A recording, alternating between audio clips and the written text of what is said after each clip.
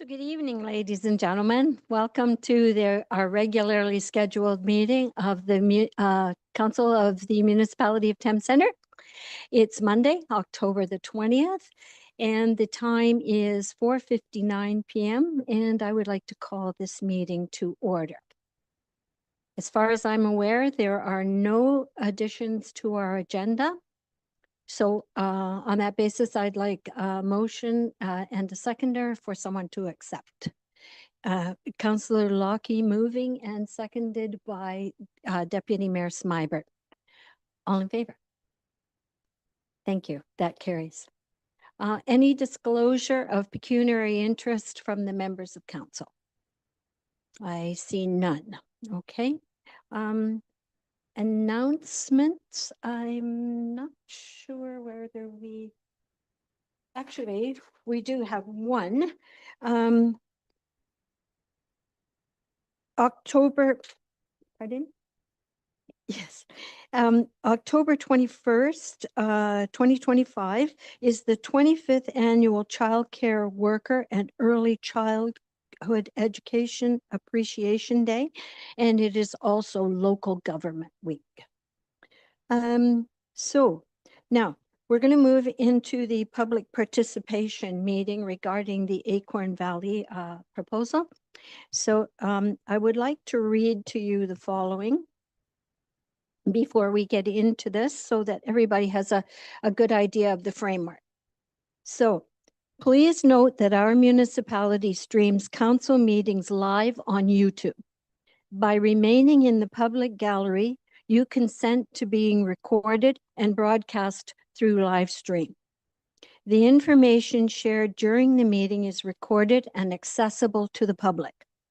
If you have questions about your personal information, please contact the Legislative Services Department. This is a public participation meeting for council based on a proposal from the applicant, Doug Terry Homes, to hear comments regarding the proposed plan of subdivision 39T-TC2501, including the required official plan amendment and rezoning of 83 Christie Drive and 2648 Harris Road. No decision will be made at this meeting tonight. This is solely to gain comments from the public. The process will be as follows. Staff will present their information report, which includes any written comments that were submitted. Afterwards, members of the public who have registered to speak will be called by name to the podium. When your name is called, please come to the podium, clearly state your name and address before beginning your comments. And just on that note, at the microphone, right in the middle, there is a little button. You can push that, and when the red light's on, you can speak. Please keep your comments brief, focused, and relevant. To allow as many people as possible to speak, we ask that you only comment on new information or points not already made in writing or by another speaker. As this is a council meeting, we ask everyone to follow procedures and show respect by speaking only when called upon and remaining silent while others are speaking so that everyone can be heard. Staff and the applicant will not be able to answer all questions during this meeting, but they will be listening and taking notes.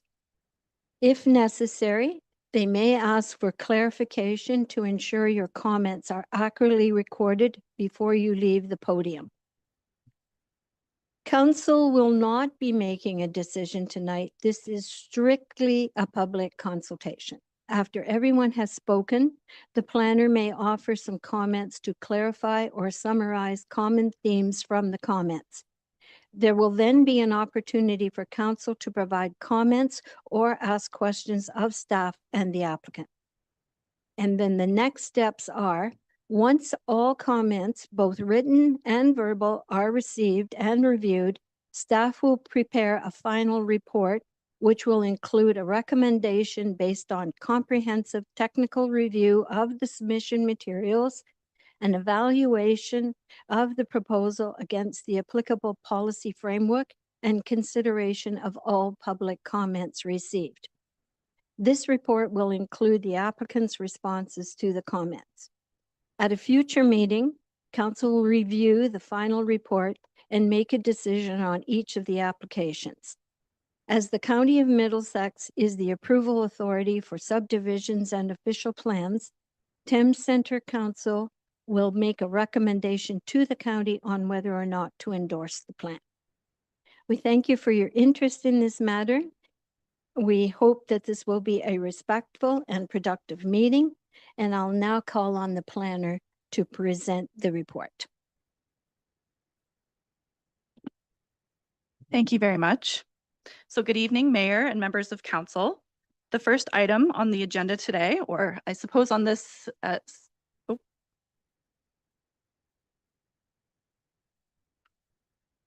Sorry, it seems I missed a vote. We need a mover and a seconder that the public participation meeting for proposed plan of subdivision 39T-TC 2501, official plan amendment 03-25 and zoning bylaw amendment Z20-25 Acorn Valley adjourn at 5:06 p.m. and council reconvene its regular meeting. Did I do the right one? I moved. Okay. So we are adjourning and going into the public meeting. A mover and seconder, please. Councillor Heeman and Deputy Mayor Smybert, all in favor. My apologies. We can now get on with the meeting. Go ahead, Aaron. Sorry. not a problem. So the subject lands are approximately 44 hectares in total. They're located on both the north and south sides of the unopened Christie Drive road allowance in Dorchester. And this proposal is known as the Acorn Valley subdivision. The proposed subdivision includes 170 single and semi-detached freehold lots, 4 townhouse blocks containing a total of 21 units, and 1 high-density residential block that would permit a 6-story apartment building with the option for limited commercial or office uses on the ground floor. The plan also includes 4 parkland blocks, 4 open space blocks, 1 stormwater management block, and 2 future development blocks. While more development at this location may be contemplated in the future, for example, in the area north of Christie Drive or further south of the proposed subdivision, what is shown on the draft plan is what is being considered through these applications this evening. In terms of what the development would look like, the applicant is proposing to extend Christie Drive eastward to connect with Harris Road. Actually westward, my apologies. Within the subdivision, a new internal road network would be created consisting of streets A through D, including 2 roundabouts, one at Street B and another at Street D where they intersect with Christie Drive. These internal roads are intended to provide local access and future connectivity to land south of the current proposal. The plan also includes a pedestrian trail system which would connect to existing municipal trails, maintaining a continuous link between the subdivision and Harris Road. Several of the open space blocks have been designed to preserve areas of cultural and environmental significance that were identified through archaeological and environmental studies. No development is proposed within these areas. Although these lands have historically been used for agricultural purposes, they are located within the settlement boundary of Dorchester and have been designated and zoned for residential purposes for at least 25 years. The purpose of the official plan amendment this evening is to redesignate a portion of the subject land from the residential designation to a site-specific special policy area to permit high-density residential uses, including apartment dwellings, to up to a maximum of 6 stories in height. This would be specific for Block 175 only, and it would not apply to the rest of the subdivision. The current Thames Centre official plan restricts apartment buildings to 3 stories in height. Therefore, that is why the OPA is being requested along with the subdivision application. Additionally, limited commercial and office uses are proposed to be permitted on the ground floor of this building or these buildings. The associated zoning bylaw amendment proposes to rezone the lands from the future development FD zone to a combination of residential second density, residential third density, open space, and environmental protection zones. Each residential zone will have site-specific provisions to accommodate the proposed subdivision layout. A summary chart outlining the requested zoning provisions has been included in my report this evening. For the R2 zone, the applicant is requesting several modifications, including reductions to the minimum lot area for single and semi-detached dwellings, as well as reductions to minimum lot frontage, setbacks for front, exterior side, and interior side yards. In addition, increases are requested for maximum lot coverage and building height, as well as driveway width. The applicant has also requested increases for certain yard encroachments. And as street townhouse dwellings are not currently contemplated within the R2 zone, the applicant has proposed new site-specific provisions that would permit this type of building type. For the R3 zone, which applies to the proposed high-density residential block, the applicant is requesting reductions to the minimum lot area and yard setbacks, front, exterior, interior, and rear, together with increases to maximum lot coverage and building height to facilitate the proposed 6-story apartment building. At this stage, staff have circulated the applications to relevant agencies and property owners in accordance with the Planning Act. Staff have also provided the technical reports to our municipal engineering consultants for peer review.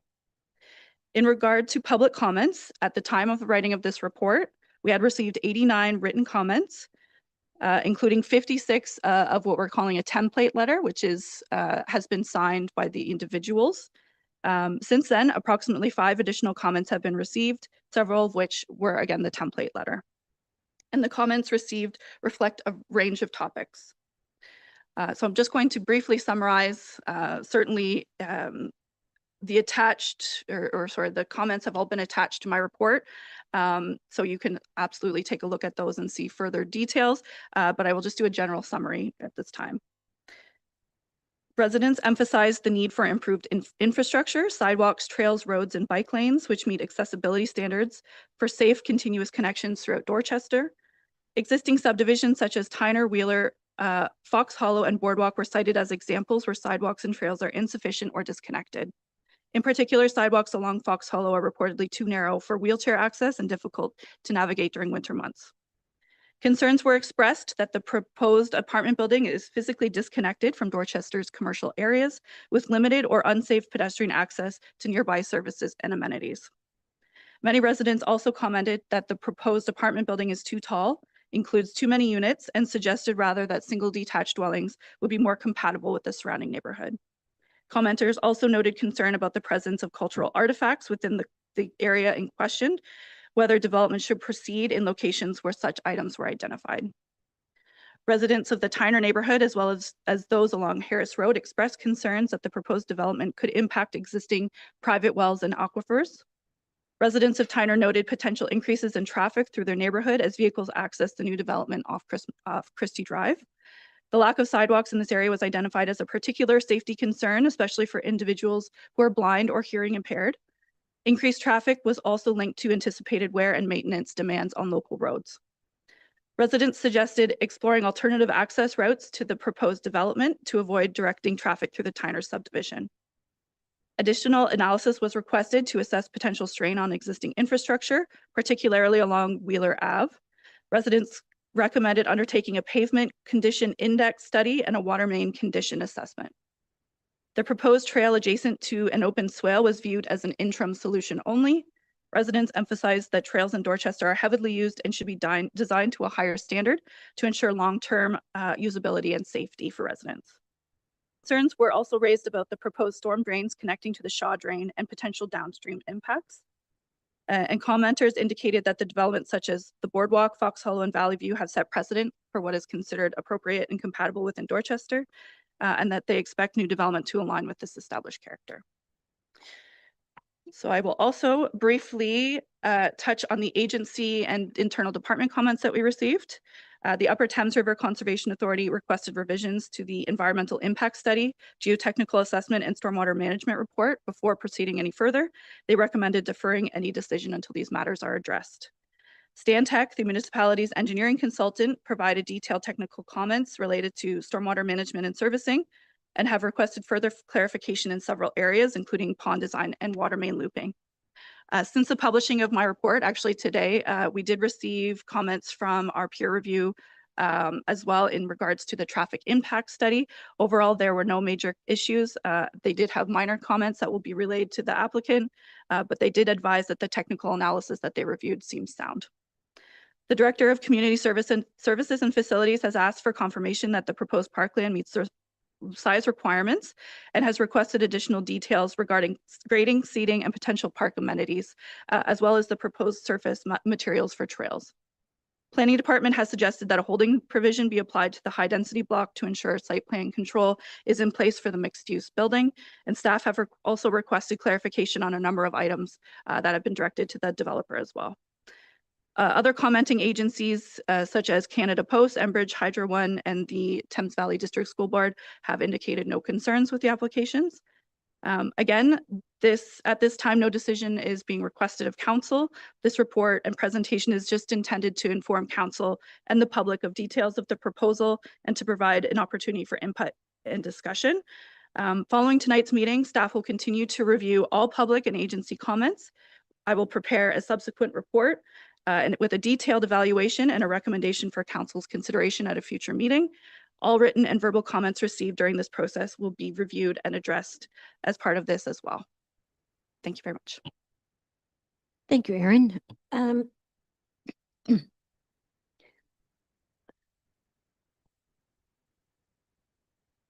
Excuse me, can you reserve your comment until we move into the next part? And no questions of staff. So at this moment, we're going to ask the members of the public who are going to speak this evening, and I'm going to turn it over to the clerk to announce your names. And if you can come up to the podium here, just introduce yourself and your property address, please. Thank you. So the first person we had that came in that said they'd wish to speak, Laura Lefebvre, if you'd like to come to the podium.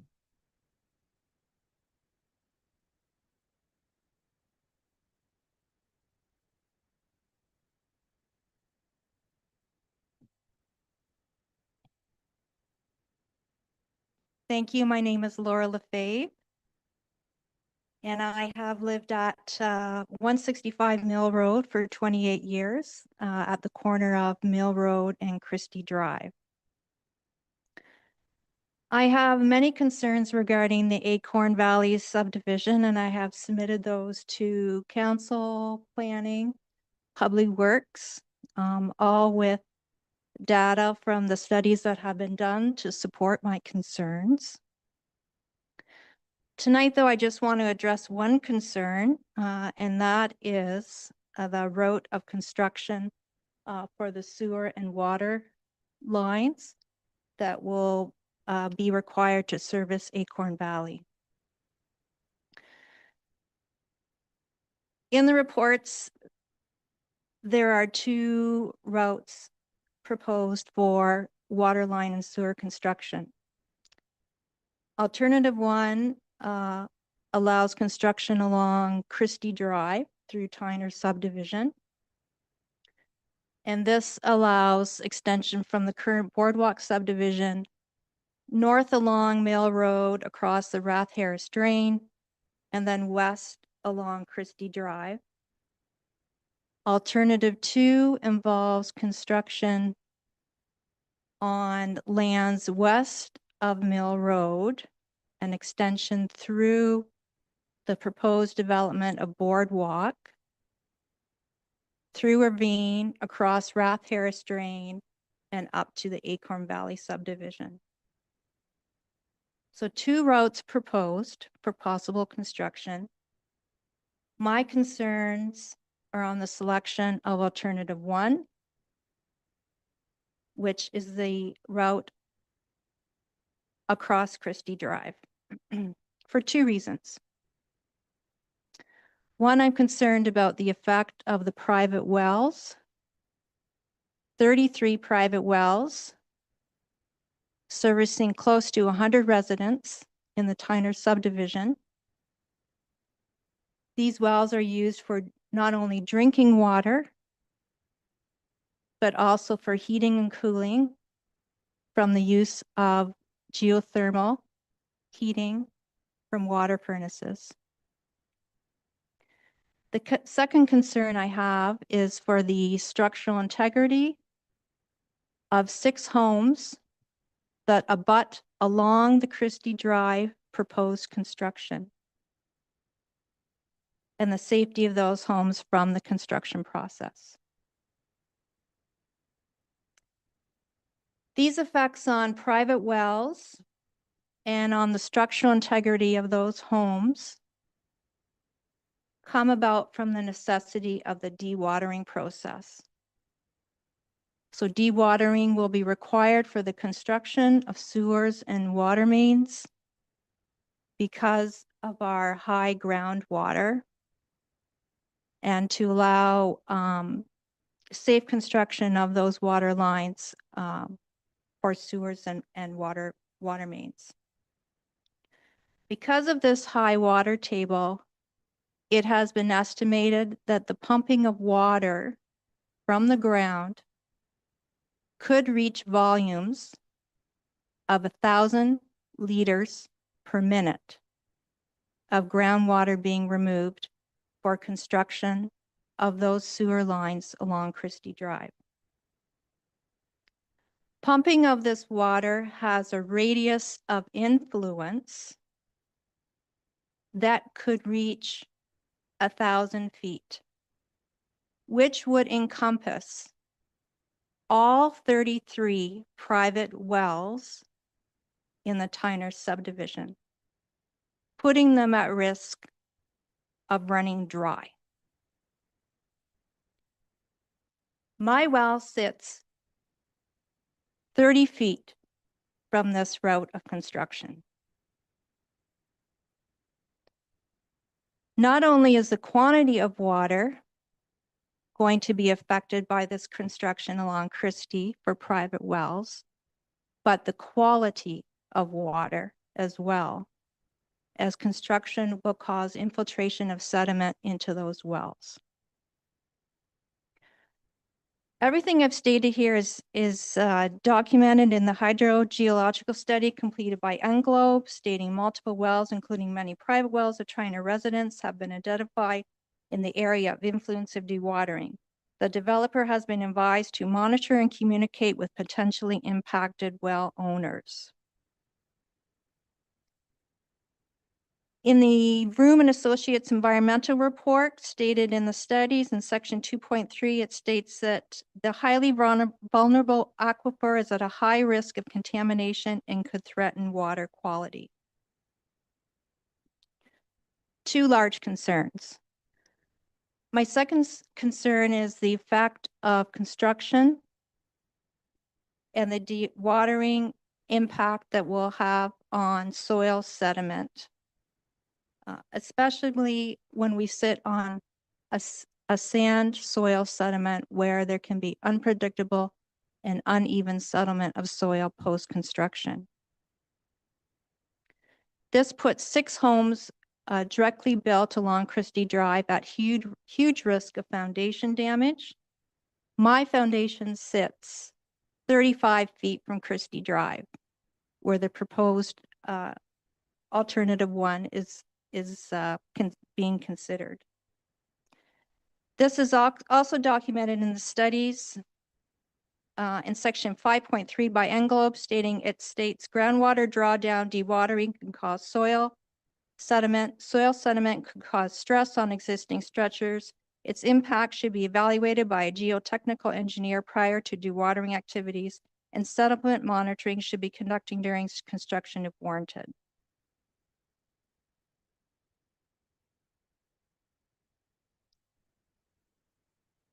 In summary, construction along Christie Drive will most probably affect, number one, private wells of homeowners in Tyner subdivision with a risk of running these wells dry and possible contamination from the infiltration of sediments. Number two, could affect the structural integrity of those homes directly abutting Christie Drive from the uneven sand settlement involved in construction and the vibration of construction vehicles in that immediate area. So I raised these questions. Number one, who decides the route of construction of sewers and water lines for this Acorn Valley subdivision?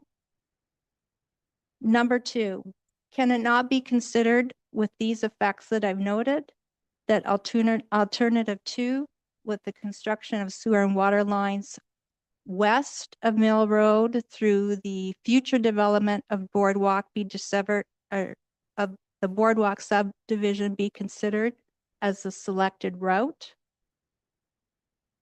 And number 3, if unfortunately it is decided that the construction of sewer and water lines do proceed along Christie Drive, who monitors the effects on the private wells, the quantity of water, the quality of water? Who monitors the structural integrity of the homes that are built along Christie Drive?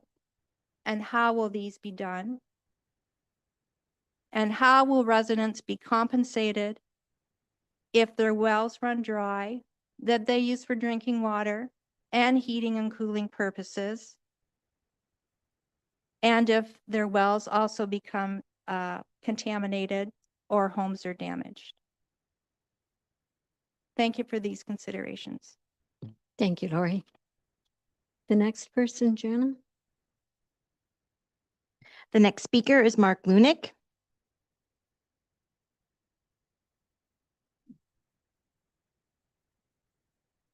Good evening, everyone. I'm pressing. Okay. I am Mark Lunick. I live at 142 Wheeler Avenue. Thank you for the opportunity to speak with you tonight. To be clear, I'm not in opposition to the development whatsoever in terms of the actual development. I think it makes sense for Dorchester. Mr. Terry has a long-standing reputation of building good subdivisions, and he's a great builder, great developer. So no issues with that. In this housing, I'm not a situation. I'm not opposing growth. My 30 years of investing in companies, we basically tell them they have to have growth strategies, and municipalities are no different. So growth needs to consider, though, all stakeholders, and I feel that with Wheeler Ave being from Wheeler Ave, we have not been considered. The significant amount of impact that's with the traffic that's potentially hitting Wheeler Ave is a big concern here. I'm hoping we can change that. I'm hoping we can get consideration. I've spoken to many people along my street and the courts, and we've got a 60-person petition. I didn't hear that acknowledged today. Is that been acknowledged as part of the record that we have that petition? It is on the agenda, which means it's part of the Okay. public record. Okay, thank you. So my curiosity peaked the moment I got the letter in the door, which outlined the whole notice of meeting, and immediately went to the website to download the information. I really focused on the traffic impact assessment study. The traffic impact assessment study, I don't know if we have that slide here. This is not that, but the issue was the understandable, readable, I guess, nature of it for the average person. Basically, it said there's peak analysis of peak hour, 595 peak traffic, which I don't think it means a lot to a lot of people, a lot of citizens. So I discovered, I had to do some research on that. And it was determined that there has to be a multiple to arrive at a daily impact to the subdivision, to the Wheeler Avenue. I wanted to know how many cars are going by my address right now. And once this is fully developed, how many cars will be going once this is fully developed? I understand it's going to be in stages. And so this prompted that. And so the spreadsheet basically, there's according to Institute of Transportation Engineers, there's two ways of calculating it. The model, I guess, method B is just a multiple, 8 to 10 on the 595, and that you arrive at, that's rounded math here, 600 times 10 is 6,000 traffic per day. 8 times it is 4,800 traffic per day that's generated by the Acorn development. I also want to know, okay, how much of that will impact my subdivision? So I went and dug deeper into the transportation impact assessment, and there's another slide which I didn't ask Sarah to present, but I built it up. There's a figure 3.1, 3.2 of that study, which basically you have to go follow left and turn, right turn out of the subdivision and add up the numbers. And I did that, and that was basically 42% is impacting Wheeler Ave. It was something like 27% was out Harris Road. And so what I did was I just rounded it to 40, 30, 30. So we have 40% impact of call it 4,800 to 6,000 will impact Wheeler. 30% will go out Harris Road, and another 30% will go out Christie down to Mill Road and out the subdivision. So that's a kind of a rough way of doing it. It's not exactly precise. So there's another way of doing it, and that's basically taking the units from the traffic impact assessment, and according to the transportation specialist, the ITE, there's a per unit daily trip that is applicable to single family, detached, townhouse, etc. So you can see that the units in the transportation impact assessment, 311 single family times 9.6 daily trips per unit equals average daily trip of just under 3,000. There's some netting that affects that for inner subdivision transit and amenities. So that's between 10 and 15%. And so I took the average there. And then the resulting number is a net number, and multiply that across Wheeler, Christie, Harris. And basically what it's saying is that there's a lot of traffic for Wheeler here under the 100% scenario. If we use the daily trips per unit as stipulated by the Institute of Transportation Engineers, it's about a $2,200 unit, cars and trucks, etc., through Wheeler every day. So let that sink in for a minute. Every day. Right now, I estimate, and this was in the study, it was somewhere between 200 and 400 go through Wheeler right now. So that's like an 850% increase. I said, well, maybe that's rich. Maybe we should look at a different lower band. So what I took, there's 100% there on a percentage of the ADT units. I multiply that by 80%, and that brings into a lower band. So the 9.6 single family reduces to something like 7.68 trips per unit. And that gets you to about a 700% increase over the daily traffic of Wheeler. Both big numbers. What is a trip? A trip is basically when you leave your house and you go to the subdivision, you go to Tim Hortons, that's a trip. You come back, that's another trip. So one in, one out, one in. If you and your wife are commuting to work, you have 2 cars, you drive separately, that's 4 trips per day. If you take your kid to soccer practice, that's another 2 trips in and out. So it's not that hard to reach 9.6 trips per unit for a single family. And that's the main point of generating this chart. And what I did not see in the transportation impact assessment, and the reason why I asked for a peer review, is to ask Paradigm, who's to generate a chart like this so that people can understand how much traffic is coming by your house. And so that's the simplicity of it. Obviously they can do their own math on, and they can use the numbers and as they see fit and come up with different numbers. This is a framework so that we can understand as citizens what is the impact going to be on Wheeler Ave largely, but also Christie and Harris. And so I think that's a matter of public record. We should have that document, and if it's to be generated by Paradigm, fine. If you want to do it with a peer review, then absolutely. To me, I don't care. As long as it's done, I think we should understand this traffic volume.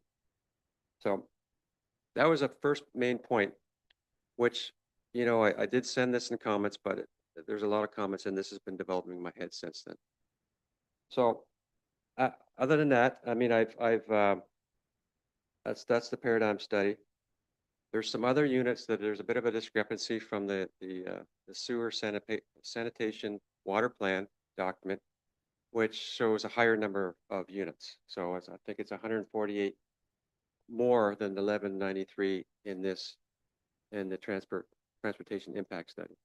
So those, call it 148 units, they generate another 1,200 trips, which generate another almost close to 500 trips for Wheeler.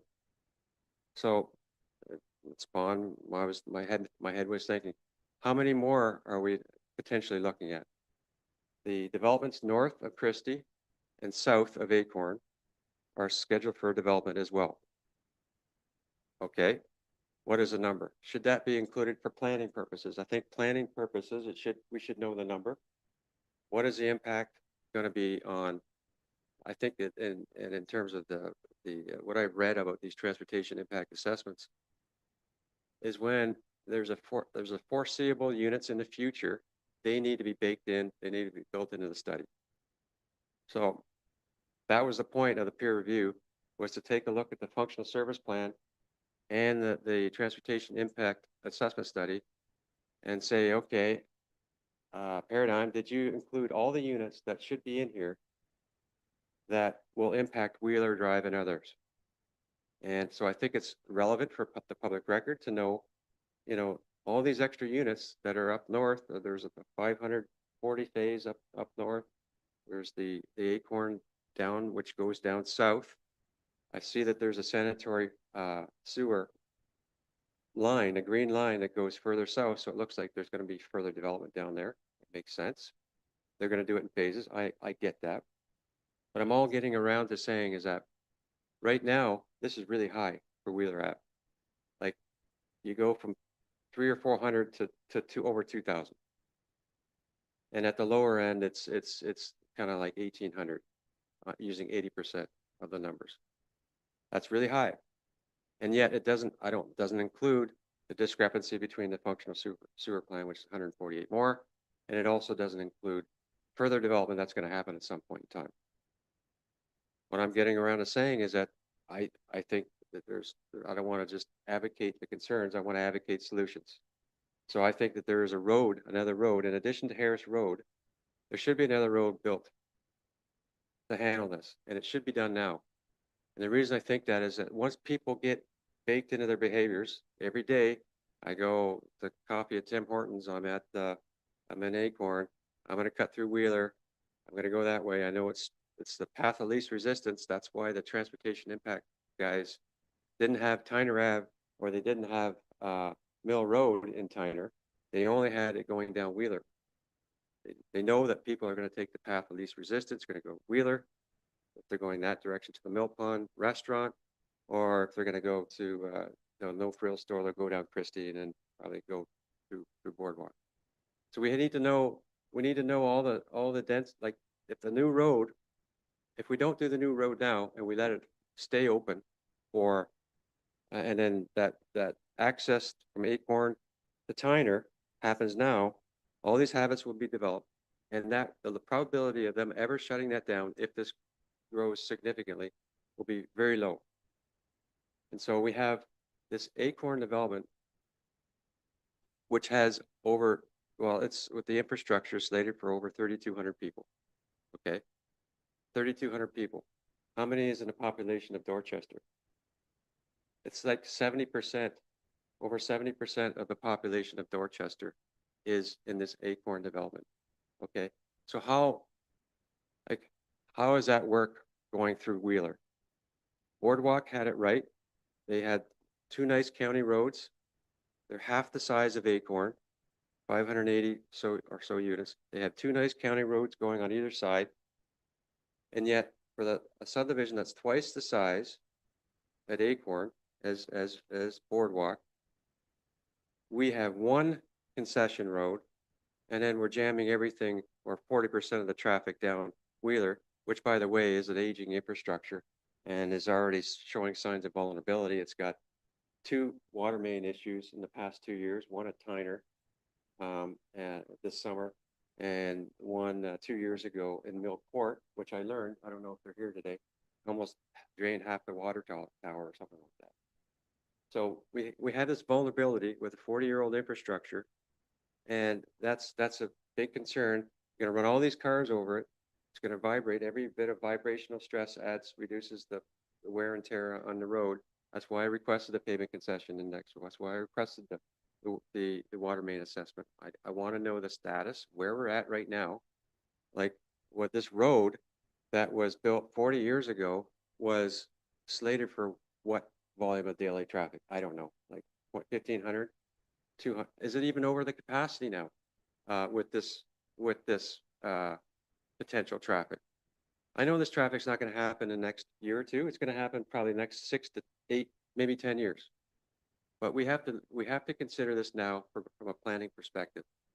What is the impact and what amount of the road, like the useful life of the road right now without Acorn traffic running over? What is that useful life? What is the capacity right now?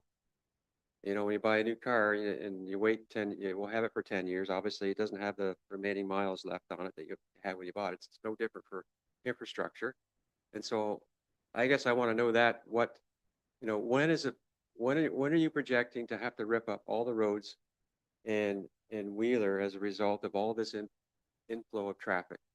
And that's going to be another issue because we have to obviously strip the road. The water infrastructure will be done at the same time. It'll all be done at once. Has the municipality done a cost benefit analysis of how quick it's going to be, the reduced time that road has left with a potential new road right now to go Acorn South down to Donnybrook, over to Mill, over to Harris Road again, a new road. There's an offset, right? There's a long-term view here. I think the two new roads should be put in place right now. And we don't connect Tyner to the other subdivision at all. I think that's the optimal solution for Tyner. I think if they have two roads, then it'll be fine for the people there, the new residents who have no baked-in habits where they're driving through my subdivision and then going. They'll be like if you close a road after the fact, they'll be petitioning, right? So that's the biggest concern I have. I had the new road option. I also had the bollards. I don't know if you know the bollards. They go up and down for fire and ambulatory access only between Tyner Ave and Acorn. So those just allow fire trucks, ambulances to go through. It's 45 seconds max. It's lock and key. They're installed, and the technology is installed on over 14,000 fire departments in North America. That was option number 2. Option number 3 was directional medians, which basically go from Acorn. You're coming into Tyner. You're going to go left to Wheeler. So if you have a directional median, it stops people from going left at Wheeler, and then you have one at Tyner. It stops people going left at Tyner, and then Mill Road, same idea. So it forces all the traffic out and down and outside the subdivision to another exit, and not through Tyner. That's another option. The fourth main one was really this idea of delaying the access. I've read about other municipalities that have, like the county doesn't. I don't believe the county has a requirement for 2 entrances by up to a certain number of units. Like I don't think it's stipulated anywhere that says, okay, it's over 50 units. You have to have 2 entrances for fire and ambulatory. Over in Toronto, it's up to 150 units. So we don't open the access to Tyner. You let the folks that buy in Acorn go out Harris Road up to 150 units are built. At that time, you can look at a new road. You can do the cost benefit analysis of that. You can figure that out. You can figure out an alternative solution, but get them used to going Harris Road first, because we don't need to have fire and ambulance access. I would encourage council to consider, and do the research on that, whether or not that could potentially make sense. Those are the main options I have. Those are the concerns I have. I thank everybody for their time, and I had a couple calls today from a couple different people. I would like to be part of the solution. I would like to be potentially part of a resident committee that would be interacting, and we could hear things more regularly than these types of meetings, so that we can help be part of the solution. I think that's my approach. I'm not against the development, like I said, but I think we need to really consider this more thoughtfully. Thank you for your time. Thank you, Mark. Thank you. Just It's just been brought to my attention that for the next speaker, you may have to come a little closer to the mic because there may be a problem with the recording. So when you're speaking, please try to speak as closely into the mic as you possibly can. Okay, so the next speaker. Linda Semek, if I said your name wrong, I apologize.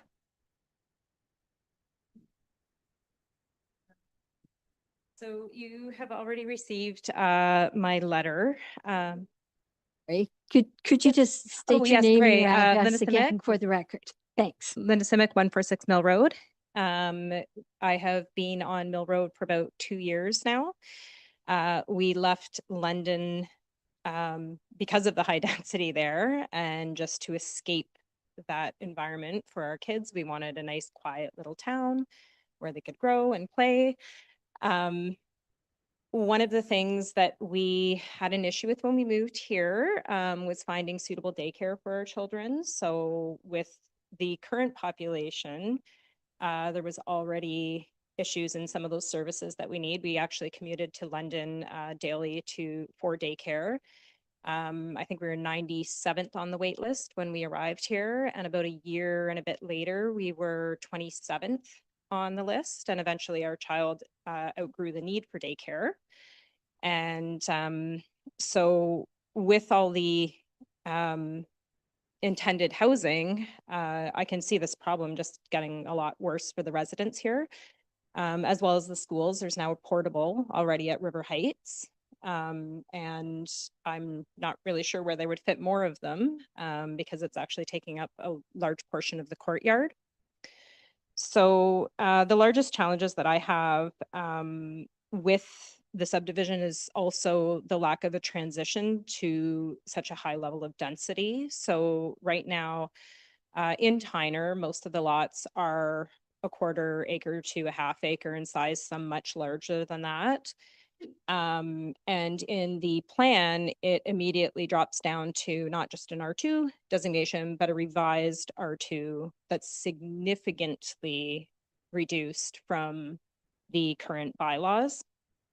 It just seems as though it's really setting a precedence for what kinds of housing will come in the future. And as I said, this is one of the reasons that we left London and we moved to Dorchester, because it had that small town feel, it had that small town character. And so that is definitely one of the biggest concerns that I have, is just that lack of transition into that high density, and also the placement of it. The reports had gone through mentioning that this was put in place for age in place housing, but there's no walkability. So, you know, we already have subdivisions that are going in close to grocery stores and, you know, town amenities, the library, you know, Tim Hortons, wherever people need to go. And so if you have this area of housing, to me, it makes sense to keep that within this core, close to those amenities, and not in such a remote area. The other thing as well is that obviously with the higher density, it does put strain on, as I mentioned, the city services, the daycares, the schools, medical, emergency services, infrastructure. I think a lot of that was already mentioned. I won't go through anything with the traffic. I won't go through anything with the water, although we should note as well that a lot of residents are also on water systems for their heating and cooling. So it's not just the wells. During the open house, it was also mentioned that should that water level get lower, that water trucks could potentially be brought in. But in our calculations, we'd need 2 to 3 water trucks a day for our family, based on the amount of water that we use for our water furnace, as well as a family of 5 showering and laundry, and our kids make a lot of laundry. So I think it's just, as I said, like my largest concern really is just centering around, can the city sustain this kind of high density and just that increase in population when we're already seem to be strained on many accounts. And lastly, I just wanted to, was walking the trail the other day, and I took a look at the board that was outside of there on the walking trail. And I'd like to just read a little quote that is on the Dorchester Community Trails board that's on the Harry Small Trail. And it says, "The purpose of this trail is to provide a source of pride, community involvement, and a recreational facility. Every effort will be made to improve and expand the community trail." Further, it also says that if motor vehicles and or any other removal of green space or damage to trees or shrubs or wildflowers has been taken place, that we are to report that misuse and call the city to report that damage. So I just want to put that into perspective a little bit as far as what we're planning. That seems like pretty significant removal of green space and wildlife. And it does not seem as though it's an effort to maintain that trail. It seems as though it is a effort to raise all the wildlife and raise the green space there to provide a road and frankly a very sterile trail and its replacement that has roads running through it. So. Thank you, Linda, for your comments. We'll go to the next speaker, please.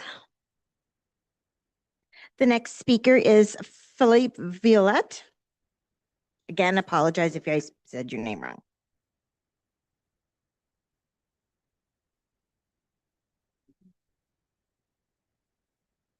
That's on. You're on, as okay. long as it's flashing red there or solid red like this, then you're good to go. Okay, Okay. great. First of all, I am not Philippe Violette. He is my son. My name is Diane Violette. I've been a lawyer for the last 40 years, and maybe I'm coming here before all of you with a different perspective because I've experienced, my practice has been land development and has been real estate. And usually at the very beginning of any type of project, there's all the well-wishers because we want to do certain improvements to community, increase tax base, consider opinions of residents and so on. And there's a long list and I'm not going to go through all of that. My main concern, my son has been living here for the last 11 years, just in August. I've been a recent newcomer to the London area. After 40 years of practice, I've decided to leave Sudbury, and I'm now living on Sydenham. Right? I'm not even saying that right. Street in London. I frequent. Actually are. Am I saying You're it correctly? saying it right. Thank you. Thank you for replying to my email. The other thing is that I'm not new to Dorchester, so I don't want you to think for a minute that I'm coming here giving some sort of other type of comment when I've actually lived and experienced life in Dorchester. I have 5 beautiful grandchildren, very young, still 2 of them that are 8 and 10, 1 14, the other 2 6, 17 now, and 19 that have grown up in the last 11 years in this community. I've been able to go to the town fairs, the parks, the trail, and I've enjoyed all of it. I've enjoyed the calmness. We forget that, how this calm can bring quality of life in a different way to our families and our neighbors. And it's important not to forget that because you cannot quantify it with money. You can't buy that. It either is there and has been cultivated because of the, I'm not just going to say the ideals of the neighborhood, but of a combined effort by those that have managed and shepherded the neighborhood to where it's at today. When I read, and I'm very new at reading all of this, and I'm not going to pretend that I've gotten all of the studies, although I've requested them. And I'd like to look into this further, primarily because my family, through my son, have an indirect and direct interest in how this community develops. And they live at 2308 Harris Road. That's going to be a main thoroughfare. I know what the traffic is on that road. I'm here often. I drive it, I walk it. My grandchildren, needless to say, not always something I like to think about, play on Harris Road. You know, they walk to trails, they walk across the road. So just the thought, and I just want to say one more before I add my next comment. I don't want to be disrespectful if I am going to repeat a comment that someone else has said. It may not be verbatim, but it's important for us to consider that we may have some of the same thoughts, and we may have some of the same reasons for either agreeing with or not agreeing with something that's being proposed. Traffic is critical. Can you imagine how it's going to change the character of a neighborhood when you've got very low traffic levels, minimal density in terms of families that occupy? The whole character of that whole Harris Road will be dramatically changed because it becomes a major thoroughfare for people trying to access a new development from behind. That's a critically important consideration that should have the appropriate weight. You know, when we're considering that, or we're also considering the fact that families have lived in unserviced areas. Some of them wish probably that there were services, but there are none. Whether it's septic systems and wells and things of that nature, what happens to them? It's not very comforting to be told that don't worry, we'll have water trucks that'll come and give you your water source during the development. That's far from being comforting. And it's not just that, it's the time and expense that all of these families have incurred to build their homes and the land that they occupy in the way that it is, without clear regard that within so many years, they're going to have municipal services, which is not necessarily the case as far as I know for the Harris Road area. Now, it doesn't just stop there, because when we're dealing with land development, we can't forget that there's always a ripple effect. What is that ripple effect? It's not just on those that come forward and speak to their municipal managers and politicians. It's because at the end of the day, when we forgot to factor or give the appropriate weight to certain points, that we can't go backwards. So that's why it's so critical right now that we take the time that is needed. I don't know how many meetings that there have been, but now that I'm here, I'm hopeful to be more involved. I promise not to be a pain though, but it's just that I'd like to know as well. Because when you look at a development, even if you start with very basic elements of that development, is it too big for the community as it stands today? Not on how we want it in 10 years or 20 years. Is it too big for how it stands today? Is this mixed use of so-called developments, from single families to fourplexes to apartment buildings, all clustered in the same area, too big for what we should be considering today? 10 years from now might be different. There might be different factors that we'd want to consider. But it's not just a question of infrastructure, it's how do we get there? Who pays for what? Ultimately, what is going to be the burden on the taxpayer? It may not necessarily just be taxes per se, but if their life changes because of decisions that are made at this level, we have to consider that. So, I think of that. I think of something my son said to me, Mom, what about the aquifer? I had not even thought about it. I'm so spoiled living in an area, whether it's here in London or where I'm from, where you don't even consider municipal services because they're there. Well, what happens when there's an interruption? What happens if there's not a sensitivity to the aquifers and the critical impact that could have? So in my very brief email to Amanda, so that I could at least have a chance to introduce myself to share with you some of the just concerns I've got, just and not having had the opportunity to look at a lot of the reports. I would just urge this council to be careful, slow it down. Take the time it takes, call the meeting it takes, offer to the public whatever means you can, whether it's by a dedicated channel on not channel, but maybe there are community channels here as well. But whether it's on internet, whether it's different means of communicating so that you can reach out further, so that you're going to be satisfied as public officials that you've done everything you can to consider the impact in this community, to consider the character that this community has been built on, and whether or not you want to, just like that, do a community change that's so rapid that hasn't been phased in appropriately so that your community can buy into it with you. You need that buy-in. And so that's part of my messaging, because growth is inevitable. There's no question about that. I'm not going to stand here and say you can't have any, because you want more services, you want more retailers coming in, and you want a whole pile of different things that improve life for the community. How it's done and how well the public is informed about it is really what counts.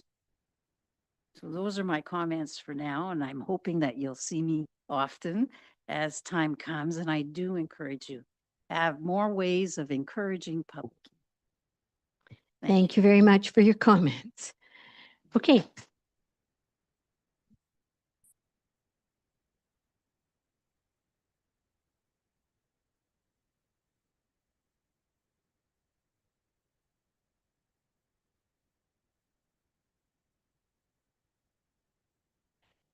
So apparently there are about 10 speakers online. So I'm going to give an opportunity to anyone here, even though you haven't registered to speak, if there are comments you would like to add. And again, it'll be the same. Step up to the mic and introduce yourself and your property address. Okay. Yes, come ahead. Good evening.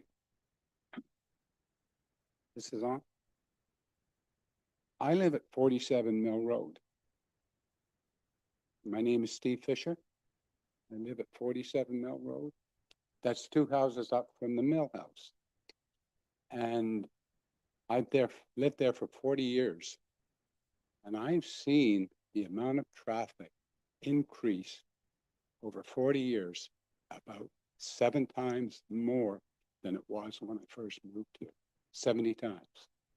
And that was because of the subdivision that's just south of me. And I was at the meeting when the other mayor was here. And the developer basically said that traffic wouldn't come through Tyner. It would go out the Dorchester Road. Well, I made the comment, people normally, which was already said, that people will take the route of least resistance. Route of least resistance from that subdivision is through Tyner. You're going to London, you're going through Tyner. And so you've, almost doubled or tripled the traffic from that subdivision going through Tyner. And my expectation is with this new subdivision, which was already said, it will be 800% higher. So, I'm always concerned that there's kids walking down Mill Road going to school, and there's cars going up there all the time, going very fast. And if people are going into that subdivision way back there, they're going to go fast. So that's my only comment, that if you're making these decisions to have people driving through Tyner, you're creating, I think, a safety hazard for a lot of children going to school that really shouldn't be happening. It was just my comment. And that was just part of the other subdivision that went in 40 years, or not 40 years, but 5 years ago. The people do come out of there, go through Tyner, or London. Why wouldn't they? It's probably saves them 3 or 4 minutes. That's a lot in this busy life we live now. Anyway, thank you. That's all I'd like to say. Thank you very much. Okay. You'd like to speak? Certainly. Come up to the mic. And again, your name and address, please. Thank you. My name is Jamie Simic from 146 Mill Road. Just a quick mention here. The other week when there was the open house at the Lions Center, there was word that Doug Terry Homes was going to begin construction on January 1st of 2026. I don't know if that was true or not, but it was mentioned among some individuals.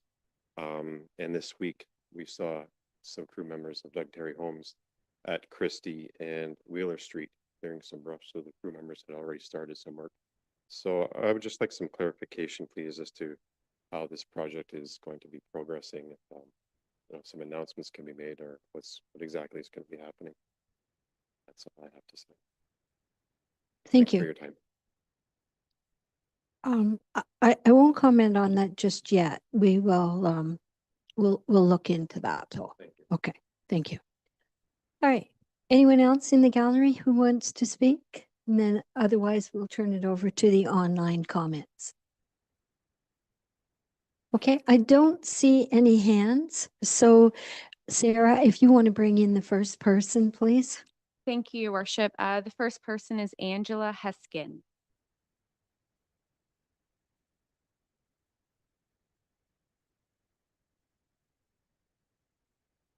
Hello, Angela. Can you hear us? Yes, I can. Can you hear me? Yes, we can. You go ahead with your comments. And could you also, just for the record, state your full name and your property address? Sure. Angela Heskin, 101 Wheeler Ave. Thank you. Go ahead. My concern is the increase in traffic as well. Wheeler Ave is a very dark street. Actually, the whole neighborhood is. There's people walking at all hours. And, you know, with the increase in traffic, I'm worried about the safety. Okay, is that it then? That is all. Thank you. Okay, thank you for your comments. Sarah, you can bring over the next speaker then too, please. The next person, Your Worship, is Fraser McClellan. Hello, Fraser, can you hear us?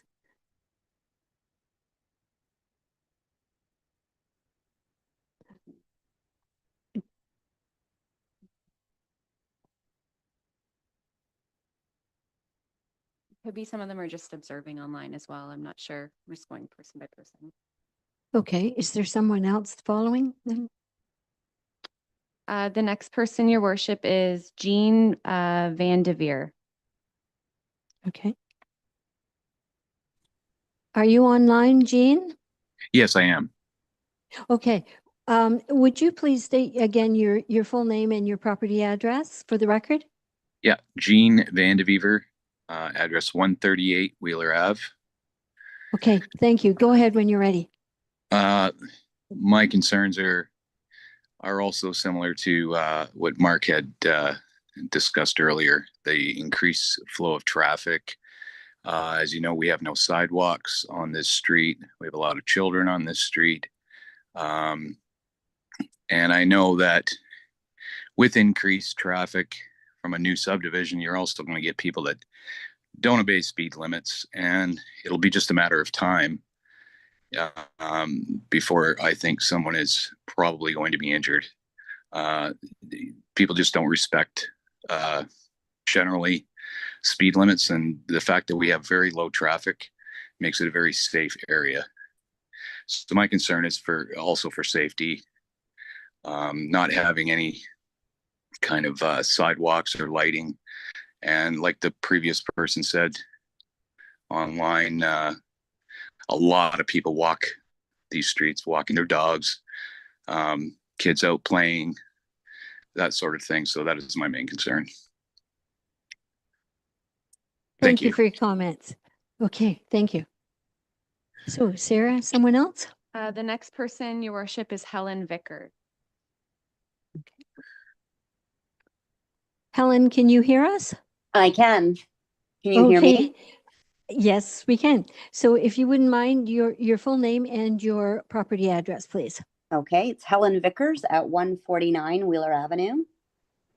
Okay, go ahead when you're ready. I'm just supporting what everyone else has said. Like the traffic is definitely a concern. As someone has already mentioned, it's very, very dark in our subdivision. Our entire subdivision of Tyner has maybe 6 street lights in the whole subdivision. So it's very dark. We, even as residents, have to wear like safety vests at night. And there is a lot of walking of dogs, walking of children, just people coming to visit the mill pond in and of itself, and then they'll walk our subdivision as well. So there is a lot of pedestrian traffic, and I'm just very worried about the amount of traffic coming through those streets, as people said, through the streets of least resistance. The other thing was about the character. It was Diane, I believe, who just so eloquently put it, that people reside here because of the character of our town, of our small town, the size of our land. Most people have come from either always lived in Dorchester or they've come from the city to get out of those sort of high density areas. And I, along with everybody else, said we know that, you know, we are going to expand, but that word of slow it down, do it thoughtfully, do it respectfully, do it so that it still maintains the character. So having these really small acreages, having high density does not align with the character of Tyner and the surrounding area. So I'm very afraid of that. And again, just with all that traffic and everything else, just to support what everyone else said about, you know, we're on the well system, what that will do to that, what will it will do to our, you know, the structure of our roads, of our homes. So just supporting all of that, and also the strain on our services. Like, have we thought about the increase of fire and ambulance and policing? You know, we don't have very much as it is right now to service what we currently have. So just again, just that thoughtful transition. I really like that point. So I just want to kind of drive that home again. Thank you very much for your comments as well. Thank you. Sarah, anyone else? The next one is Jackie McLellan. Jackie, can you hear us?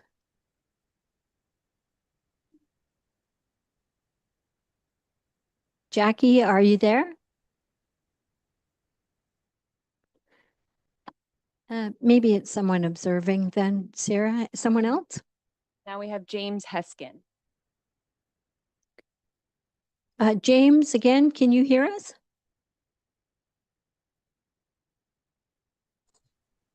Hello. James? Oh, there you Hi. are. Okay. Do you want to provide your comments? But first, can you state your full name and address for the record? James Heskin, 101 Wheeler Avenue. So I Okay, don't have go anything ahead. new to add, but I definitely want to emphasize the fact that it will be a serious safety problem in this neighborhood with that kind of traffic increase. That would be the most important factor in this whole discussion. Safety of the children, because these children are used to free range. We drive respectfully. We understand that we slow down because there's children at all hours of the day. And it's going to be a problem. And I'd hate to see something horrible happen because of this increased traffic, which I think honestly is inevitable. So that's the main focus. Obviously, infrastructure number 2, character number 3, but the safety of the children is paramount. Thank you. Thanks very much. Anyone else, Sarah? We Mike and Donna Kasabek. Okay. Mike or Donna, are you there?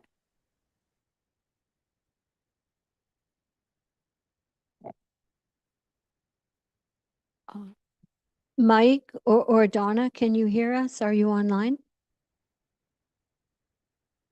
Seems not.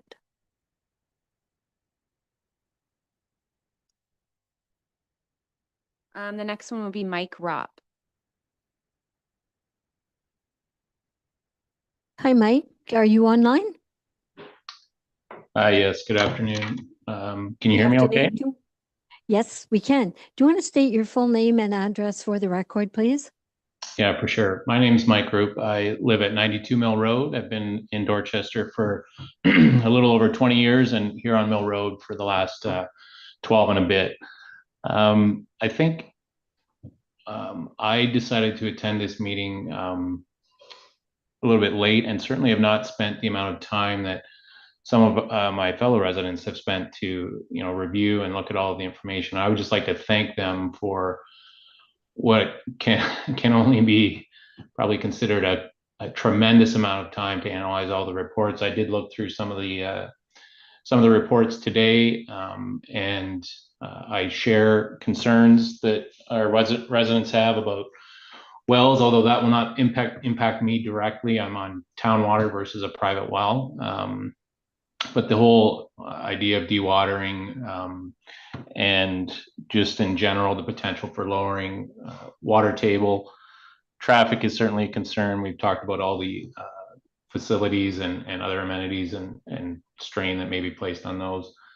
I think somebody else also mentioned just maybe taking it a bit easy here and slowing down and trying to make sure that all the considerations have been properly reviewed and considered. In my review of the reports today, I think the one thing that stood out to me is it's not clear if the recommendations that the various agencies that have provided reports are actually required to be followed. So for instance, whether it be with regard to dewatering,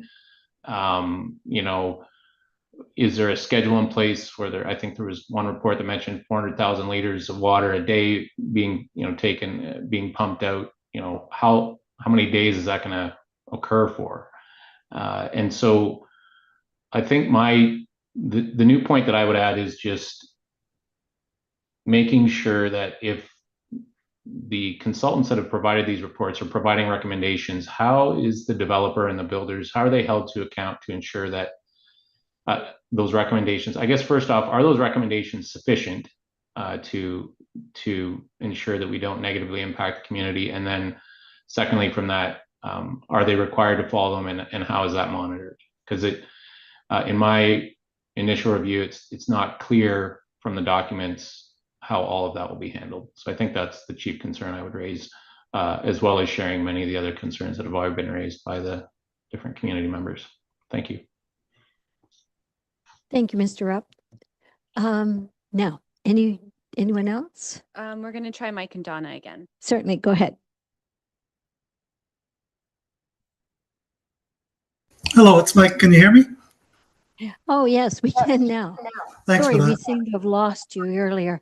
That was Okay. my fault. I pressed the wrong button when I tried to unmute. Oh, it's not the first time.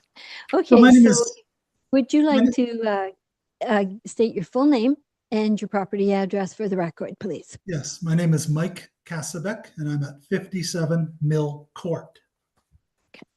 Go ahead then. We support the need for housing and Dorchester's growth, of course, but our issue is specifically with the new subdivision's multi-use trail connection at Mill Court at the north end and how it'll negatively impact our residents. This proposed trail, we understand from the meeting at the Lions Center, will be approximately 10 meters wide. And it's going to be directly behind and beside our property, which currently is forest. It's going to disrupt the natural habitat, driving away wildlife. We see deer, coyotes, turkeys. The natural setting is a key reason why we purchased our home back in 2000. With this trail, it was told again at the meeting that there might be approximately 2,500 people using the pathway each and every day, being that it will be the connection from the new subdivision into the Tyner subdivision and thereby down to Hamilton Road and whatnot. There's going to be increased foot traffic, bicycle traffic, scooters, other traffic.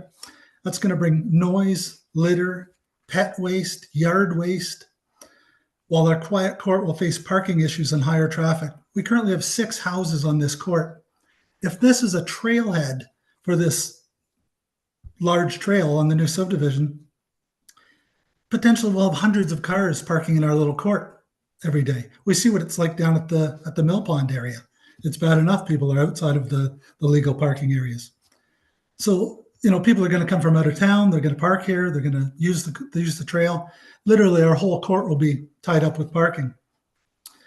What this is going to do, it's going to result in lower property values for the 6 houses on our court.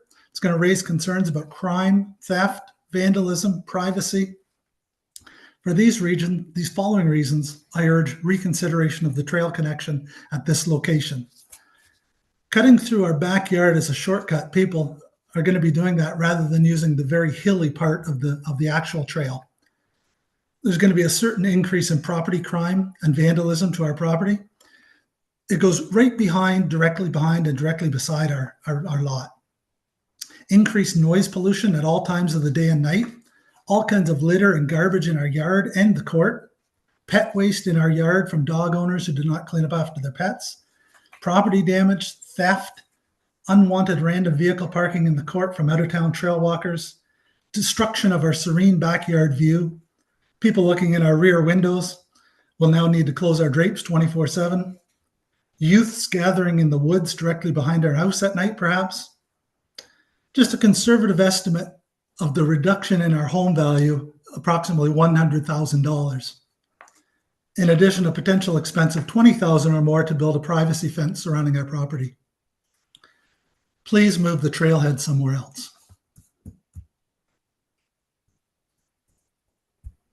Thanks very much. Appreciate your comments. Thank you. Anyone else, Sarah? Yes, Your Worship. We have Ralph and Dory Scheffler. Okay. Hi, Ralph or Dory?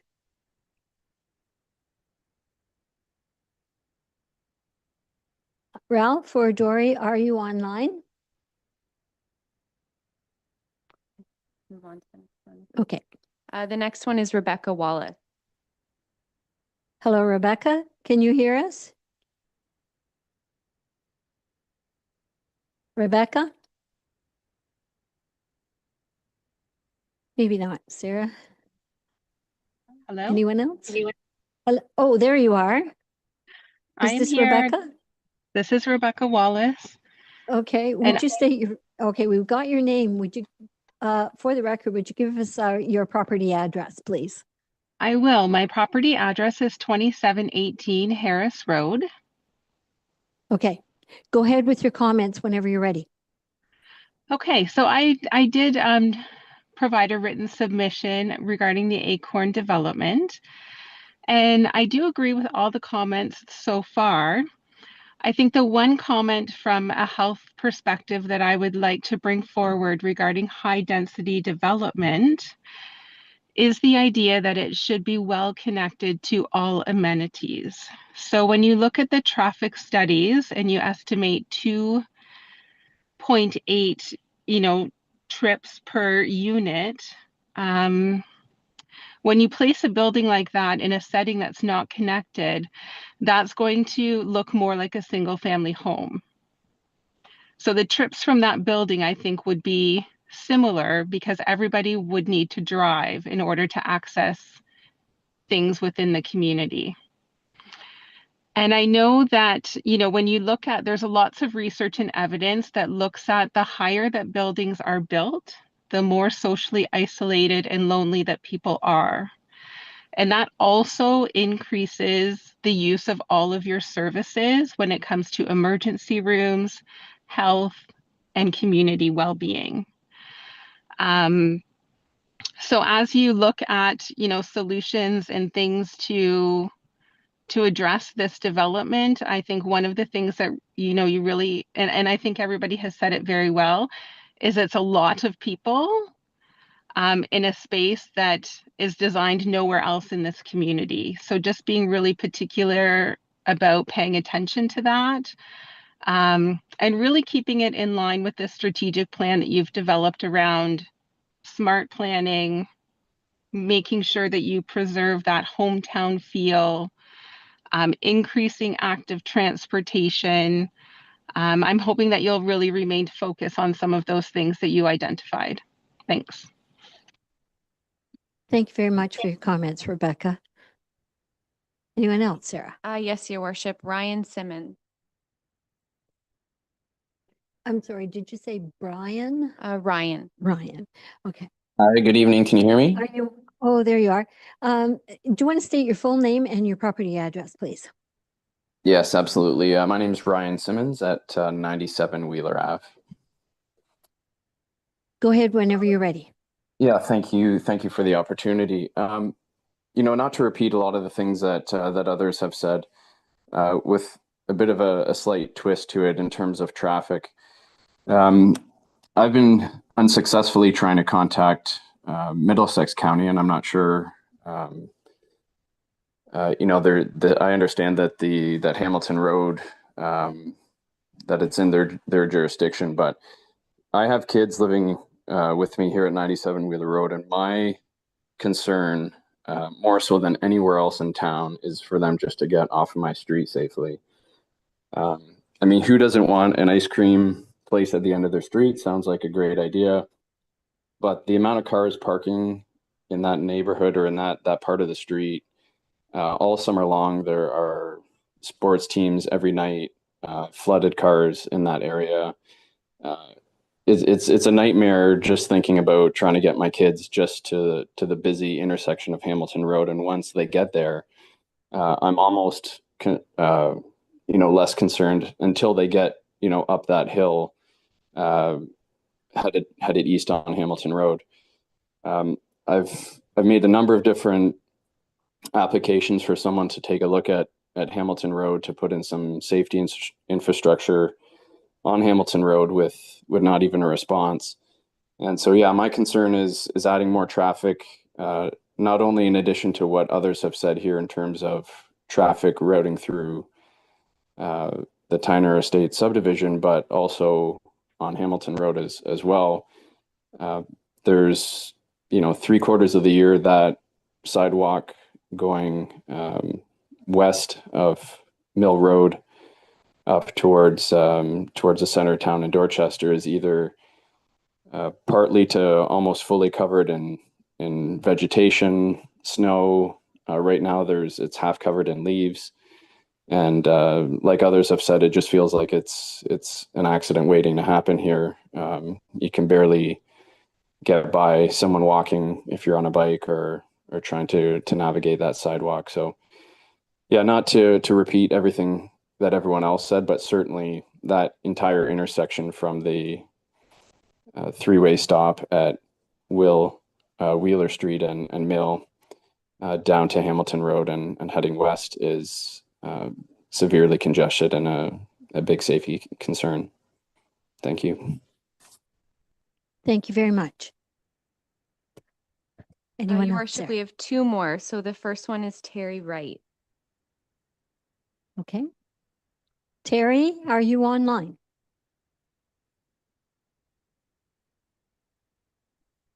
Terry, are you there? Can you hear us? Maybe we can come back to him if, Okay, we'll move on to Trevor. okay. Trevor, are you there? Yes, I'm here. Oh, there you are. Okay. Would you state your full name and your property address for the record, please? Yeah, perfect. Thanks. Yeah, this is Trevor Shepard. I'm at 2334 Harris Road. So first Okay, of go all, ahead. yeah, excellent. So first of all, as a relatively new resident to Dorchester, I'm actually really satisfied that there have been such vocal public concerns presented this evening, as well as in the detailed written reports. So I'd like to make 4 points, some of which may echo what's already been stated tonight. So first, I'm actually surprised that it was stated earlier that the traffic impact assessment received no concerns after peer review, since I easily noted that there are errors within the report leading to inaccuracies, and there are also some other calculations raised tonight that were also, I think, some errors. So For example, this traffic assessment that was provided by the developers incorrectly state that Harris Road is that it's unpaved and that it's a 50-kilometer-an-hour speed limit. Yet in fact, it's a paved road and it's 60 kilometers an hour. So this, just this error calls into question the accuracy of other data that's compiled for the report regarding the predicted increase in traffic flow due to the proposed housing development. The report fails to account for any increased traffic through Christie Drive extension to Harris Road from the neighboring boardwalk housing development, since they may use Christie Drive as an extension as a thoroughfare. And this has already been mentioned as a sort of that path of least resistance into the City of London. Any further increase in vehicular traffic on Harris Road will increase public risk since it's used daily by pedestrians, often with children and dogs, cyclists, and it also has immediate access to a trail. On an additional note, the adjoining Hamilton Road, which was already mentioned by a previous presenter, with the level of traffic, the volume of that traffic, and the 80-kilometer-an-hour speed limit at the Harris Road intersection, this makes that intersection actually quite risky already. And this needs to be taken into consideration by the municipality due to the future increased traffic flow due to this development. The second point has to do with the Harry Small Trail. I think there's really poor consideration for maintaining this as a naturalized pedestrian thoroughfare. The proposed location offered by Doug Terry developers will not reestablish the trail to its current status. The proposed Christie Drive expansion will nullify its existence, and the proposed new trail will not have adequate naturalized separation from traffic. The natural trail system with its biological diversity throughout Dorchester is one of its attractive and environmentally conscious features. And it's one that the municipality, as already stated earlier, it's one that we're to be proud of. And it needs to be sustained, if not actually improved by any future development projects. So I echo the previous concern that the proposed work to clear the Harry Small Trail for Christie Drive appears to be potentially commencing in January of 2026, potentially without addressing all of our concerns first. The third point is the major concern of the massive redirection of water flow across the entire proposed development away from the locally significant woodland area to the west of the proposed development. Just for one example, I didn't see any clear rationale for decommissioning the large pond that's at the westernmost boundary of the development area. This obviously serves to collect water from the large surrounding area, likely draining it into the neighboring marsh and system of small ponds connecting streams, and it probably contributes in part to the water table for homes on the north end of Harris Road. Over time, and especially after summers with the less rainfall that we've received this year, all of the changes in the current water flow due to this proposed project will significantly impact the natural ecosystem of this locally significant watershed now and likely into the foreseeable future. And then my last point, it's concerning that the proposed high-density buildings and zoning bylaw amendments put forward by Doug Terry developers, it seems that they coincide with the federal government program for increased affordable housing. So I think we need to be provided with a fully transparent answer from Doug Terry, whether or not they'll be receiving incentives from the federal government for constructing these high-density buildings and communities. We also have no information from Doug Terry Homes how many multi-story buildings are actually planned for any phase of this project. But if the zoning bylaw amendment is approved in the future, it will serve to open the door for even more future phases of this project and others in the area. So my questions for the report is, will there be a new updated traffic impact assessment to address these issues and others brought forward this evening? Will the Christie Drive extension be modified in any way to reduce its impact on the Harry Small Trail and the woodland through which it runs? Will improved models be developed and assessed for reducing the impact of water flow changes to the current watershed and the aquifer to the west of the development? Will Doug Terry Homes be receiving any government incentives for pushing this high-density development forward? And lastly, will Doug Terry Homes have an absolute number, an exact location of the number of multi-story high-density apartment buildings for all phases of the development? Thank you. Thank you very much for your comments. Appreciate that. Anyone else there? Would you like to try again? Yes, thank you, Worship. I'll try Terry Wright again and then we'll be done. Certainly.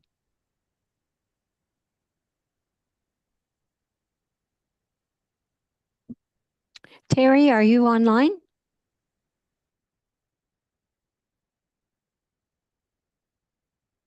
Terry, are you there and can you hear us? It appears not, I Sarah. think that concludes the online portion. Okay, all righty. So I want to thank each and every one of you for coming out here tonight and expressing your comments to council. I particularly want to say it was done in such a respectful and polite way. So when the final report is presented, the role of council will be to make a decision and recommendations to the county that aligns with the Provincial Planning Act, Provincial Planning Statement, and the Municipal Official Plan.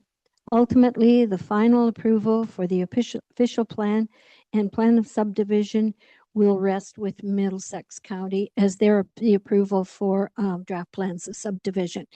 So council and staff, or well, staff in particular, and Doug Terry Holmes are taking note of all the comments that were raised here. They have all the written comments that you were sent in online. They will all be considered as we take a look at this proposal. So thank you all for coming here tonight. Appreciate it. Now, we do have an opportunity here for council to make some comments if they wish. Anyone? Councillor Lockie, were you looking to make? Go ahead. Yeah, thank you, Your Worship. Just thanks to the people that have made comments, given us a lot of good things to think about and really, really good points. So thank you for that. There's one concern that I have regarding the frontage area for the homes of being 4.5 meters to a to a dwelling or 6 to a garage.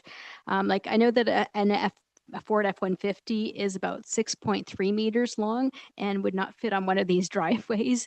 And so if one of these vehicles is parking on the road, they're obviously, or parking in a driveway, the end's going to hang out, which is a big concern for kids on bikes, even, well, adults on bikes, snowplows.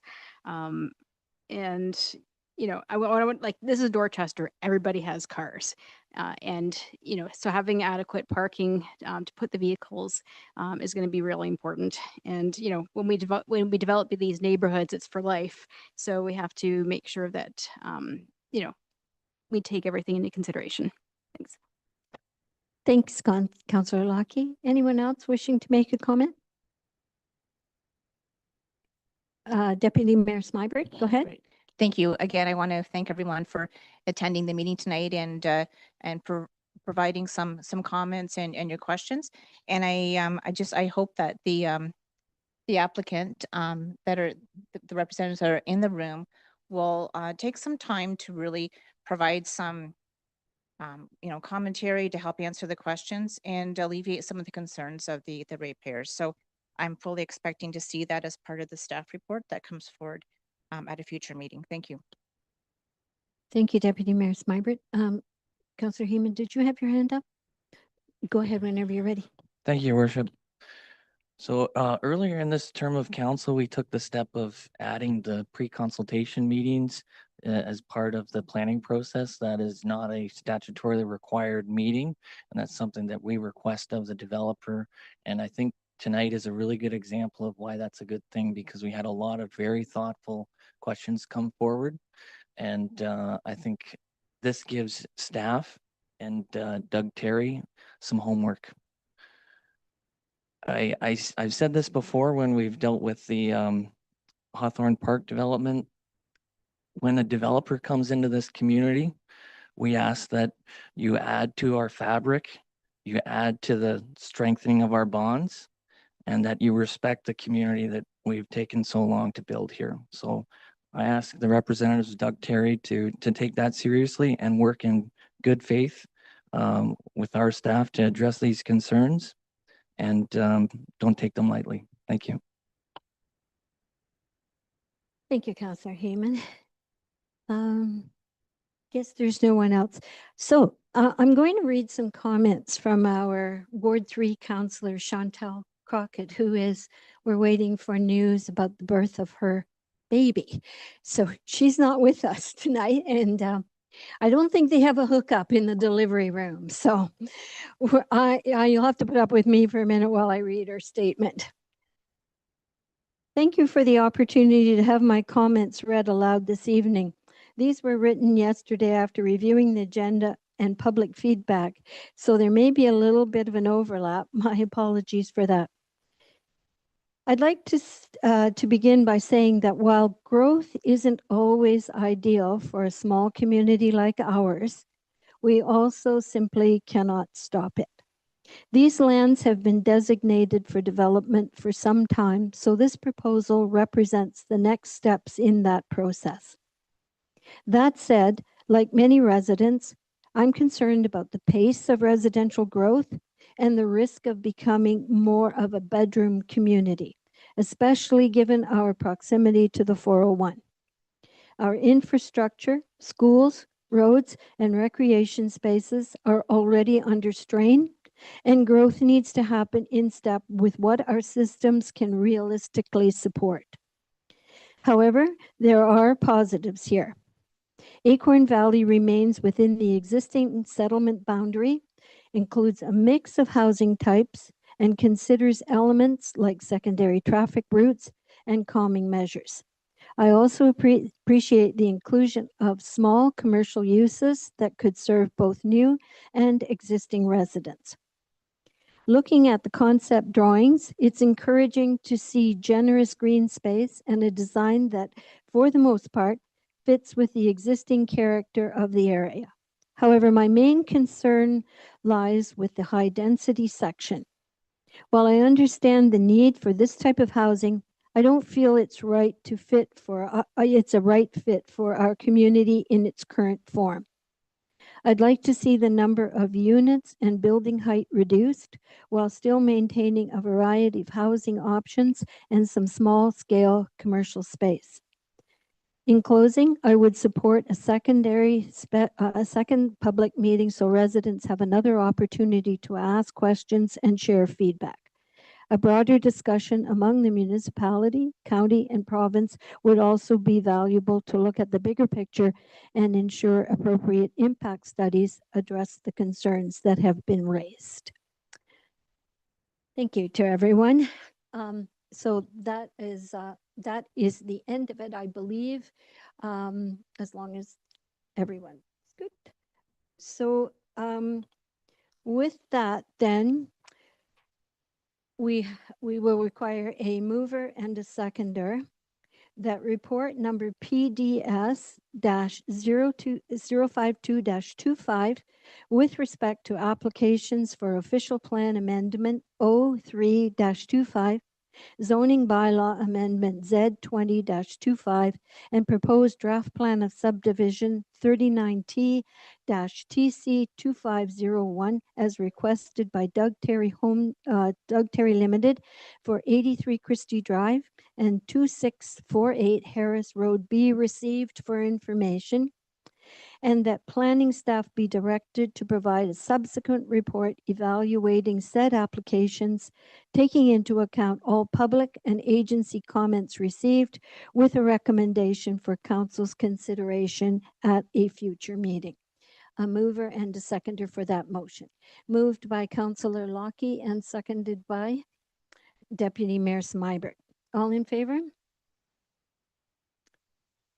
That carries. So thank you very much to everyone who showed up tonight. I really appreciate your attendance here.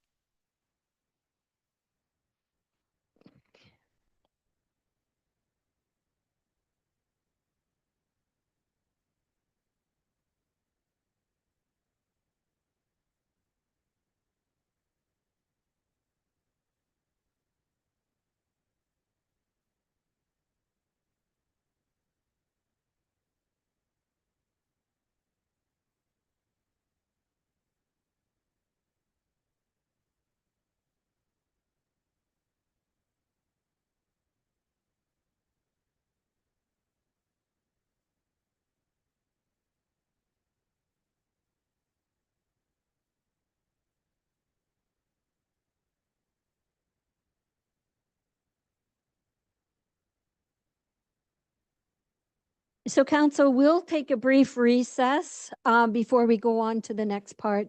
A mover and a seconder, though, to close the public meeting.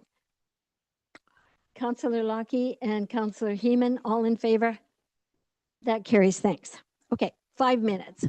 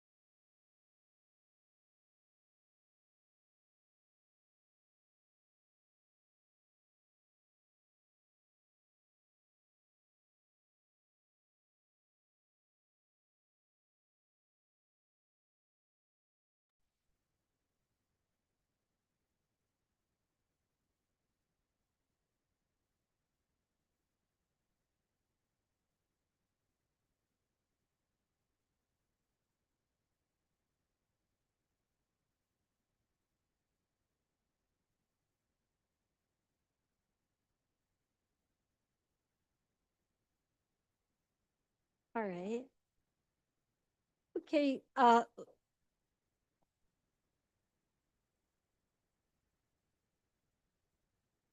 right. Welcome back, everybody, after our little break. It's my pleasure to introduce to you our Middlesex County Warden, Brian Ropp, also the Mayor of North Middlesex, and our newly minted Chief Administrative Officer, Paul Shipway. So you have a presentation, so go whenever you're ready. Okay, thank you, Mayor McMillan. We do appreciate the offer and opportunity to come. I was saying this is the first time I've been in these chambers. Oh, sorry, it's not going through. It's the first time I've been in these chambers. We do appreciate the opportunity to come here and meet with you. And as you've said, this is our 2.5 months. Yeah. Paul has been our CAO and so far so good. And so he's going to lead the presentation and I'll let him get started. Awesome. Yeah. Thank you very much for having us here today. It's been great so far getting out and speaking with everyone. And I had the opportunity to attend the office with Mayor McMillan and got the whole tour and meet all the staff. So yeah, thank you very much. So I'm going to skip the agenda if we can advance a few slides, the overview, and we'll just get right to the start of it. So organizational updates. There's been a lot of change at Middlesex County from an administrative perspective. First new CAO in an extremely long time. And one of the first things we did was a bit of restructuring. So we divided the community services and financial services portfolio. That was a very large portfolio into 2 portfolios. And now we have a director of human services that focuses on Ontario Works, homelessness prevention, housing, and early on children's services. And we're in the process of recruiting a director of financial services that will focus solely on finance and really allow us to elevate our game there. So dividing those 2 things up should allow us to deliver more positive outcomes for our communities. And recently, our long-serving director of human resources tendered her resignation. So we're in the process of going through identifying a new director of human resources, and we'll start those interviews on Friday. So exciting time of transition. And really, from an administrative perspective, we're focused on asking ourselves how, as county administration, can we do things better each day? How can we do things differently with a core focus on community outcomes and supporting our local municipalities as well, as we're both working together for the common good. So from an administrative perspective, that's where we're at right now and moving through that process. From a representative perspective, the council has moved to the strategic plan and adopted a new strategic plan, really with the core priorities of economic development, collaboration and partnership, sustainable infrastructure development, and adaptability and agility. So that was a comprehensive process we went through with staff, the public, and members of council, and we're quite pleased with the results so far. We're just working on finalizing our dashboard, so we have interactive metrics online of how council and staff are doing towards working for those community outcomes. And I think one of the positive things about that is we really went granular. So instead of being more theoretical, we're focusing on tangible outcomes for the community. And one of the key aspects of that is really the next item, which is the Community Improvement Support Program. This is working out perfectly. So this is really a tangible item that County Council has approved to move forward with, and it aligns with our first priority of economic development. So if I take a few steps back, Middlesex County assessment portfolio or composition is largely residential and agricultural, meaning in comparison to other surrounding counties, we don't have as much industrial or commercial in taxation. And that's important for a couple of reasons, jobs in the community, but also that means the levy burden is carried by the residential and agricultural properties. So what we're doing is looking to diversify that through economic development initiatives and just generally. And one of the programs that's been put in place now is the Community Improvement Support Program. So what this does, it's kind of a great policy that allows each local municipality to identify their community improvement plan and allows them to tailor it to the individual characteristics of their community. And then County Council is going to allocate tranches of money, general revitalization, industrial assessment, and affordable housing. And then we will reimburse those amounts of local CIP initiatives up to 50% or 25,000 per initiative, subject to the available funding. And then also tax incremental financing grants for industrial and affordable. So we're trying to take an aggressive approach to support local municipalities in that diversification. So County Council approved that, and it'll be going through the budget process for funding. And it was one of those rare things where members of council actually spoke out about increasing the funding portfolio that was proposed. So we'll see what that looks like through the budget process, and we're excited for that to take force and effect on January 1st, 2026. Next up, OPA number 4, and I know we have some planners in the house who can correct me when I speak incorrectly on this one, but we're working through the process of updating our county official plan in response to changes in provincial legislation. The province keeps changing legislation as it pertains to municipal planning, and at the WOWSI conference on Friday, we got, I guess, heads up from Minister Flack that apparently we'll be getting a bit more coming up here. Yeah.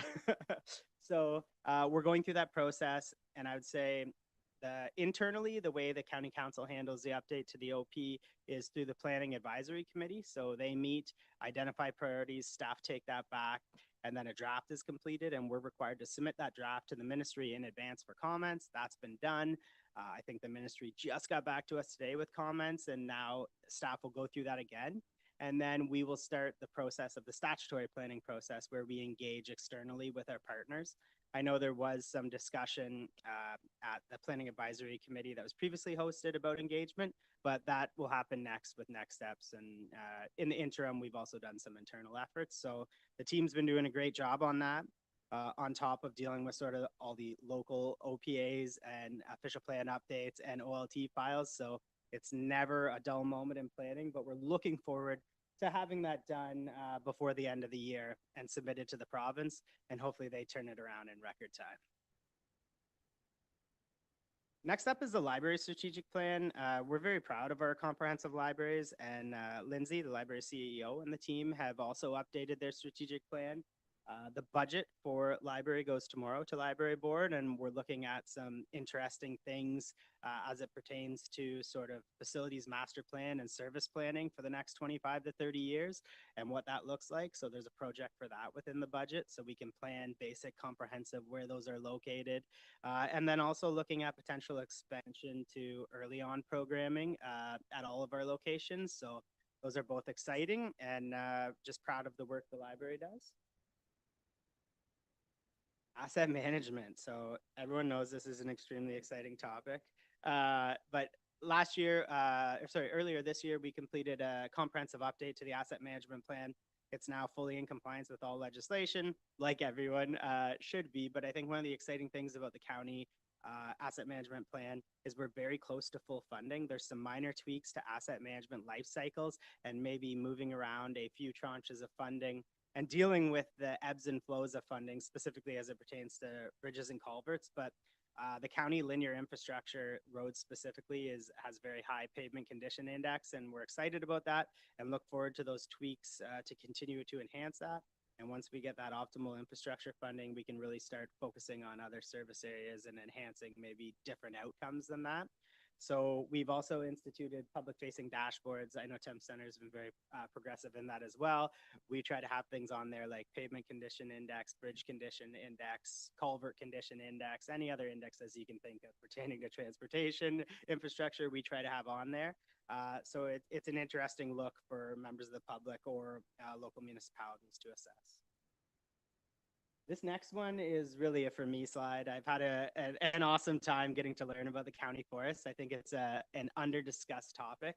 The county has over 2,500 acres of forest, and we had a presentation from our forestry staff at our last meeting, and I think it was the most exciting presentation we've had since I've been there, and in regards to how excited council was about it.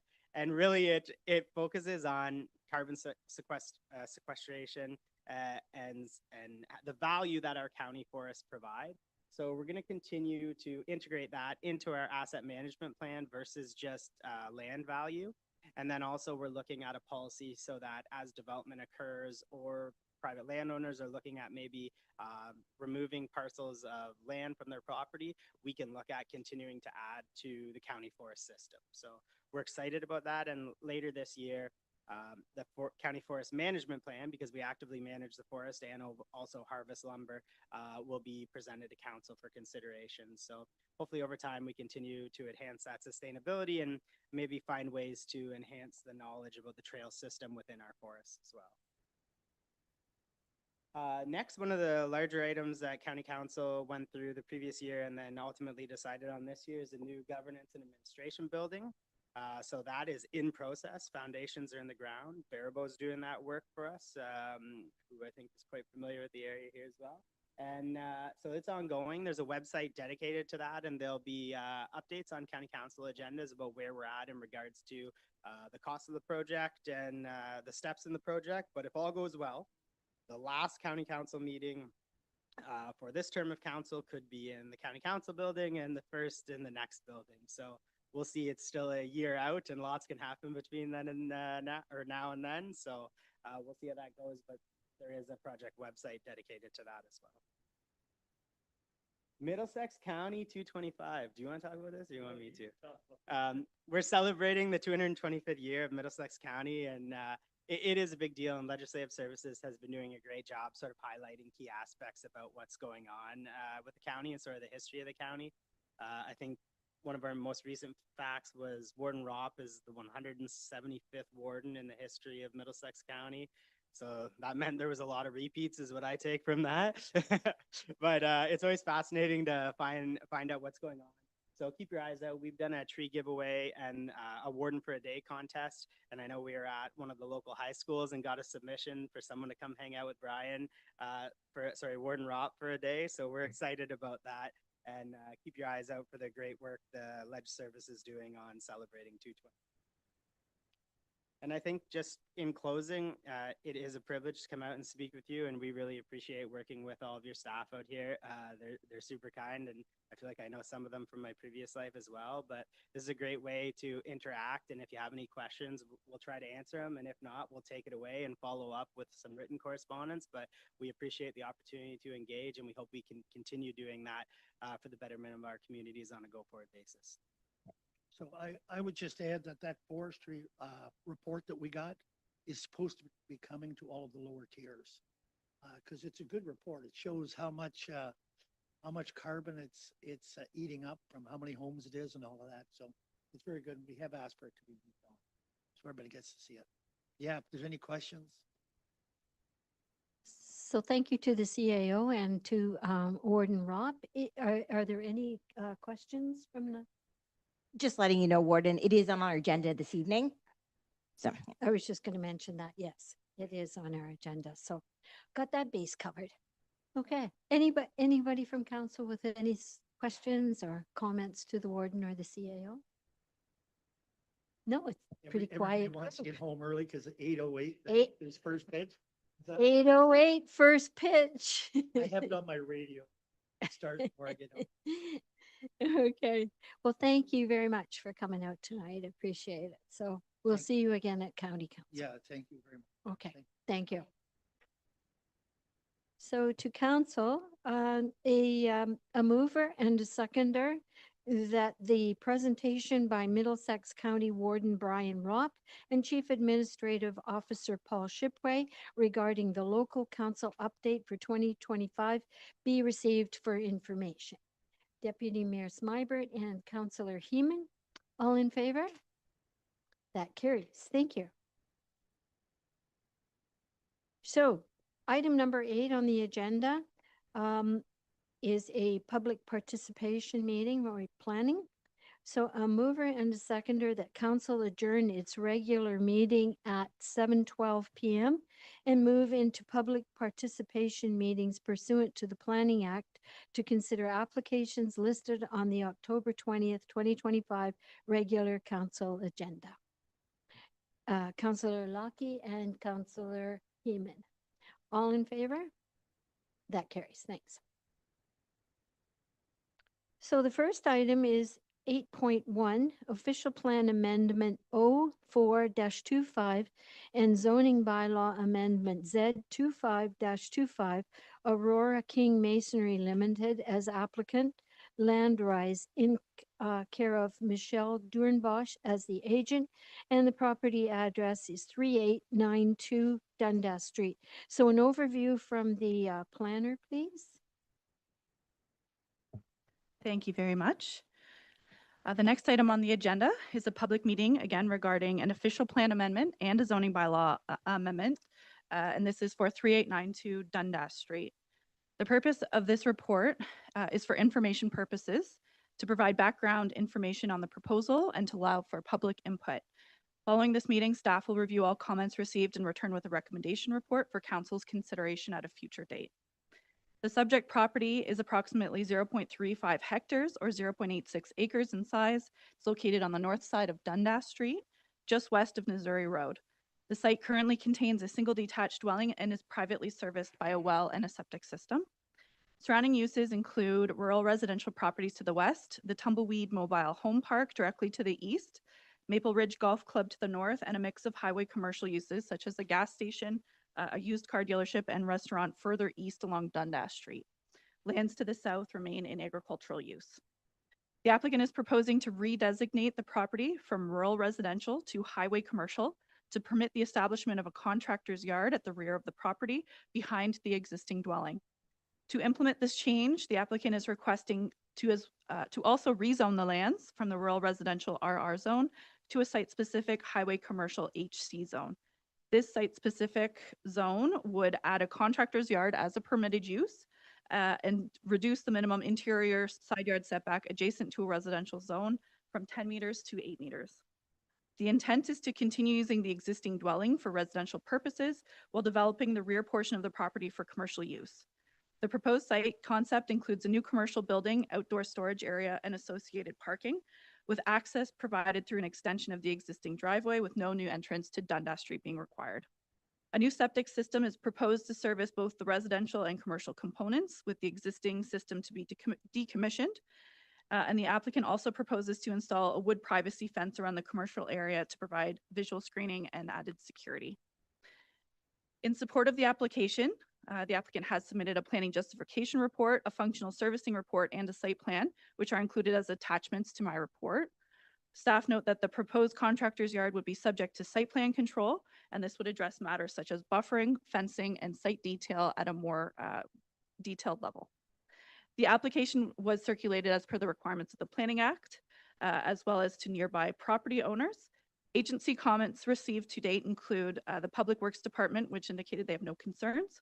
The drainage superintendent requested that a stormwater management plan be provided. Again, this is something that would likely be dealt with at site plan stage. The chief building official has identified that compliance with building code requirements, including water supply for firefighting and spatial separation, will be confirmed through the site plan process. The county engineer and Upper Thames Conservation Authority have also indicated no concerns with the proposal. To date, the municipality has received 4 written comments from the public. The correspondence was included as attachments to my report. To summarize, residents are concerned about the loss of residential character of the area by introducing non-residential uses, increases in noise and traffic to the site, risks to existing wells and groundwater quality, and the negative impact on property values. Concerns have also been raised regarding flooding on the property and impacts on drainage of surrounding properties. A representative of the adjacent mobile home park has also submitted concerns regarding impacts to the residents of the park, as well as effects of the business as a whole to attract future residents to the location. Further, they provided concerns related to light pollution from exterior security lighting. So in summary, this application seeks to permit a contractor's yard on a rural residential property along Dundas Street while maintaining the existing residence. Tonight's meeting is intended to gather public input on the proposal before staff return with a full evaluation and recommendation report at a future council meeting. Thank you. Thank you, Erin. So is there any additional information that either the applicant or the agent would like to provide? Go ahead. Just introduce yourself up here at the podium. If the light's not out, there you go. You're good. Good evening, Madam Mayor, members of council. My name is Michelle Dornbush. I'm with Land Rise Development Planning. I'm here tonight on behalf of my clients, Aurora Stone Masonry.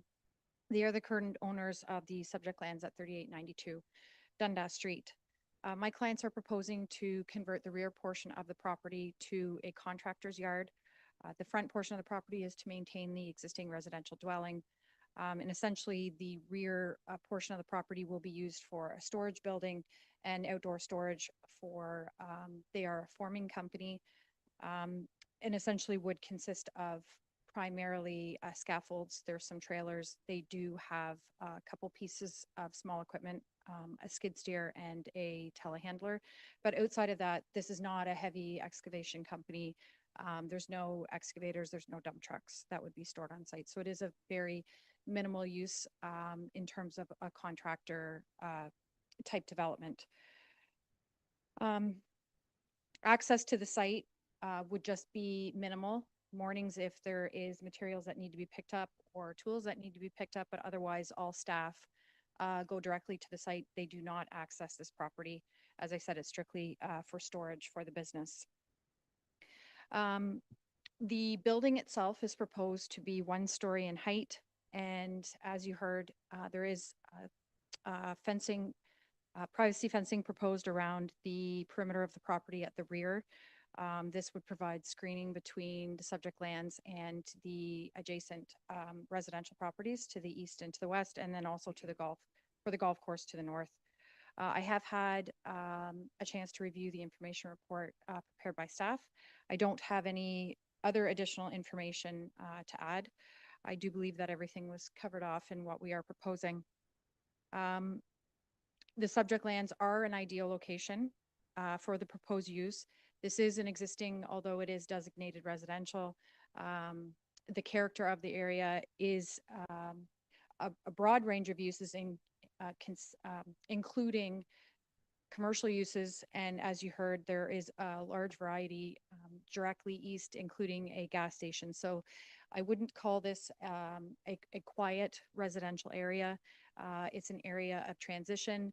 And over the long term, we do see that this will continue to grow as commercial uses, given the fact that it is on a 4-lane arterial road. I've reviewed the 4 opposition letters, and in response to their comments, I can offer the additional information. As I said, there's no loss of the residential character as the existing residential dwelling will remain. This is not a quiet rural area. The lands are located on a 4-lane, high-traffic arterial road. The area is already subject to commercial uses. If there's any negative impacts on the existing residential character, it will be from increased land development as land in East London continues to grow, and as well as this land's proximity to the London Airport, which will also continue to grow over time. The activity proposed on the subject lands is similar to activity in the area. If you look at an air photo of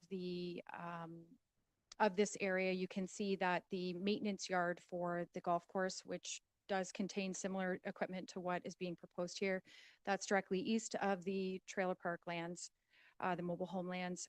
So I wouldn't anticipate that what we're proposing is going to have any greater impact on the lands on the mobile home park than what they've already experienced from the golf course maintenance area.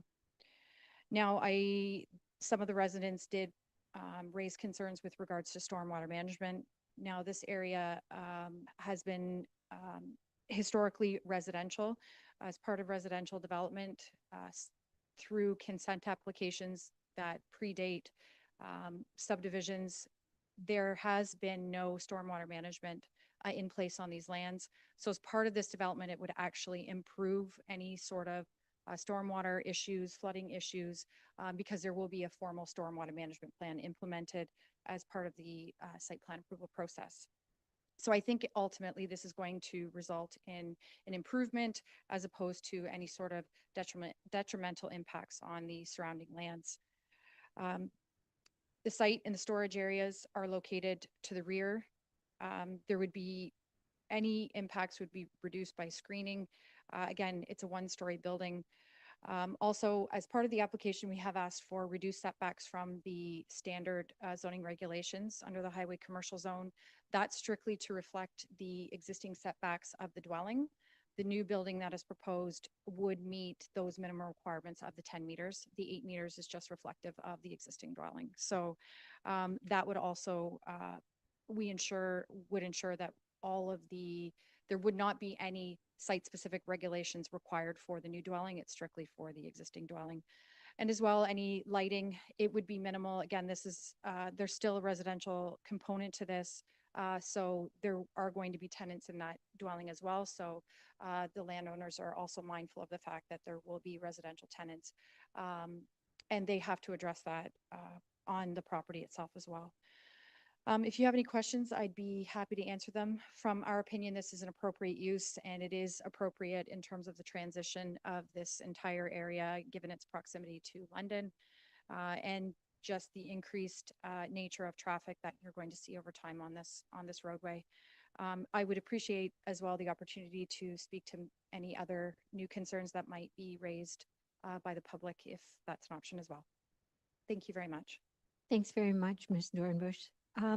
We'll turn it over now to find out if there's anyone in the chambers who wishes to speak to this application.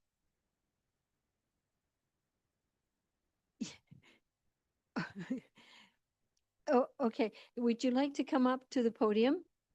Press the center button in the bottom of the in the microphone. Just identify yourself with your name and your property address, please. My name's Nick Van Osh, 3880 Dundas Street. So longtime resident there. Father built the house that we live in now in 1970. Do agree with the applicant in terms of the highway, and there is noise there from the highway. However, we've already experienced this property being used prior to anyone coming and asking for permission to use it as such in terms of an industrial or commercial property for the purposes of what they're intending to use it for. To suggest that there just be a small amount of traffic and light machinery and such, in our experience at this point, has been false. The equipment has been heavy. There's been plenty of it. The yard was already taken over and being used as a construction site. It appeared to be concrete, to be sure. There's still scaffolding and material and equipment on the property. We use our property mostly in the backyard. It's quiet back there. You don't really hear the road at the back of the property. The golf course is an excellent buffer to any other noise. It gives it quite the park-like setting. Referring to the golf course maintenance yard area in terms of being a similar use, which we don't have any experience with that at all. We don't hear any noise from the golf course. It's a very quiet area. We hear nothing from the golf course in terms of their equipment being used, except for the odd lawnmower that goes by in the mornings when they're servicing their greens and fairways and such.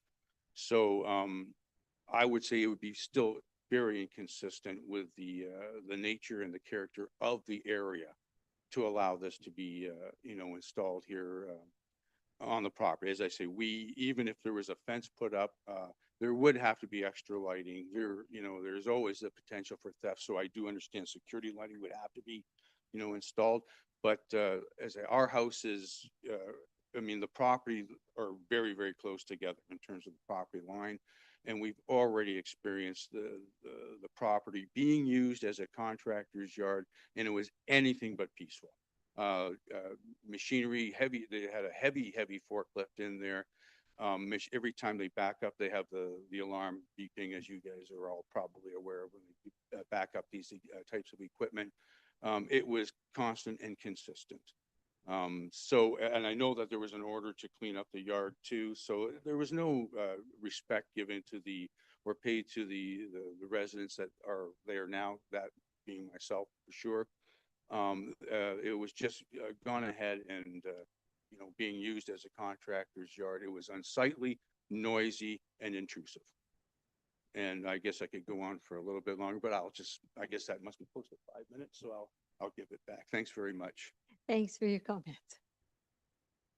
Anyone else in the chambers? Again, if you just state your name and your property address, please.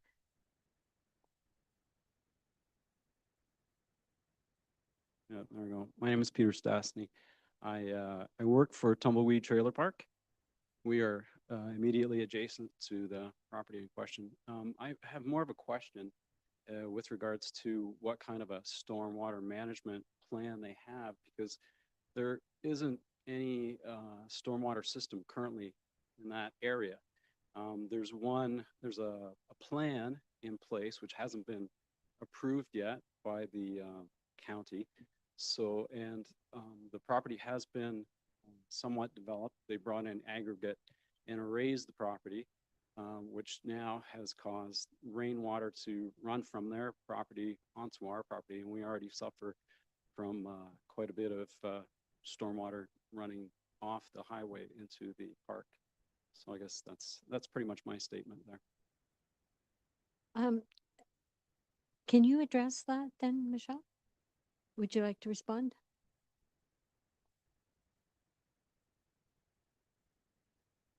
Thank you, Madam Mayor. Through you to Mr. Stasny. In situations like this, when there are no existing stormwater management facilities in place, the engineers are required what's called, they have to ensure pre to post matches. So the pre-development storm flows match the post-development storm flows. So any changes to stormwater management on the property is required to be maintained and addressed on the property itself. And that sometimes does require on-site facilities, whether it's a small storm pond, sometimes it's storage tanks. There are a number of private systems that can be installed, but that would essentially, regardless of whether there's a municipal facility in place, it's still something that can be fully maintained on the lands. Okay, and if I could speak to the comments before that with regards to the equipment, the activity that was occurring on the property prior to this application was actually activity related to the cleanup of the property. If you look at the street views, this property was left in disrepair for a very long time. The property wasn't maintained. So the equipment that was coming to and from the site was not their business operations. It was activity that was occurring to actually clean up the site. There was renovations going on. Yes, they did receive a notice from the municipality that they had to stop and go through the formal process for the residential, but the actual activity that was occurring before was not the same activity that this, that the applicant and owner is proposing on the lands. It's very different. Okay, thanks very much. Would you like to come up to the mic again and your name and your property address, please?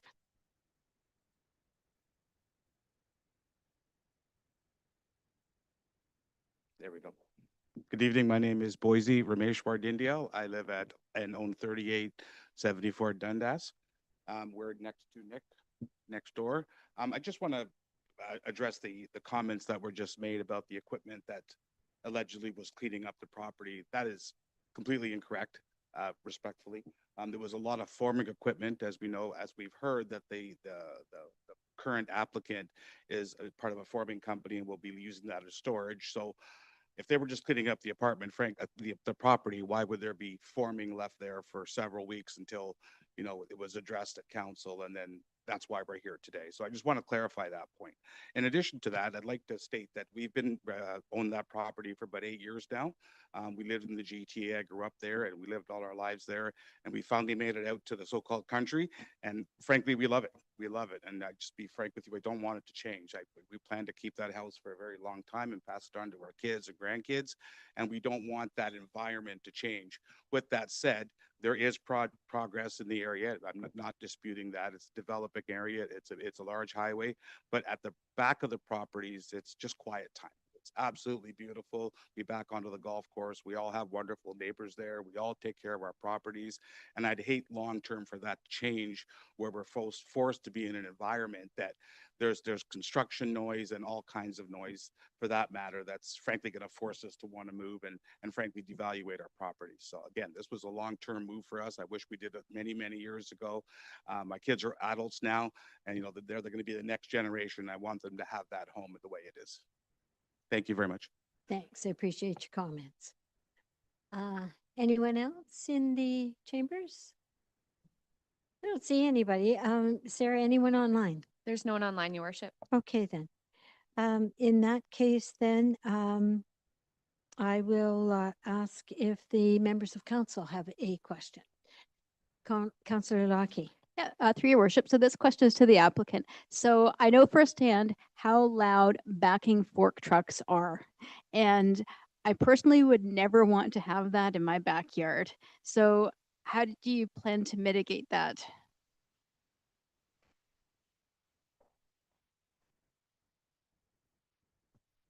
Through you, Madam Mayor. As I said, so the equipment that's on site is, they have a telehandler and they have a skid steer. Those both have backup beepers.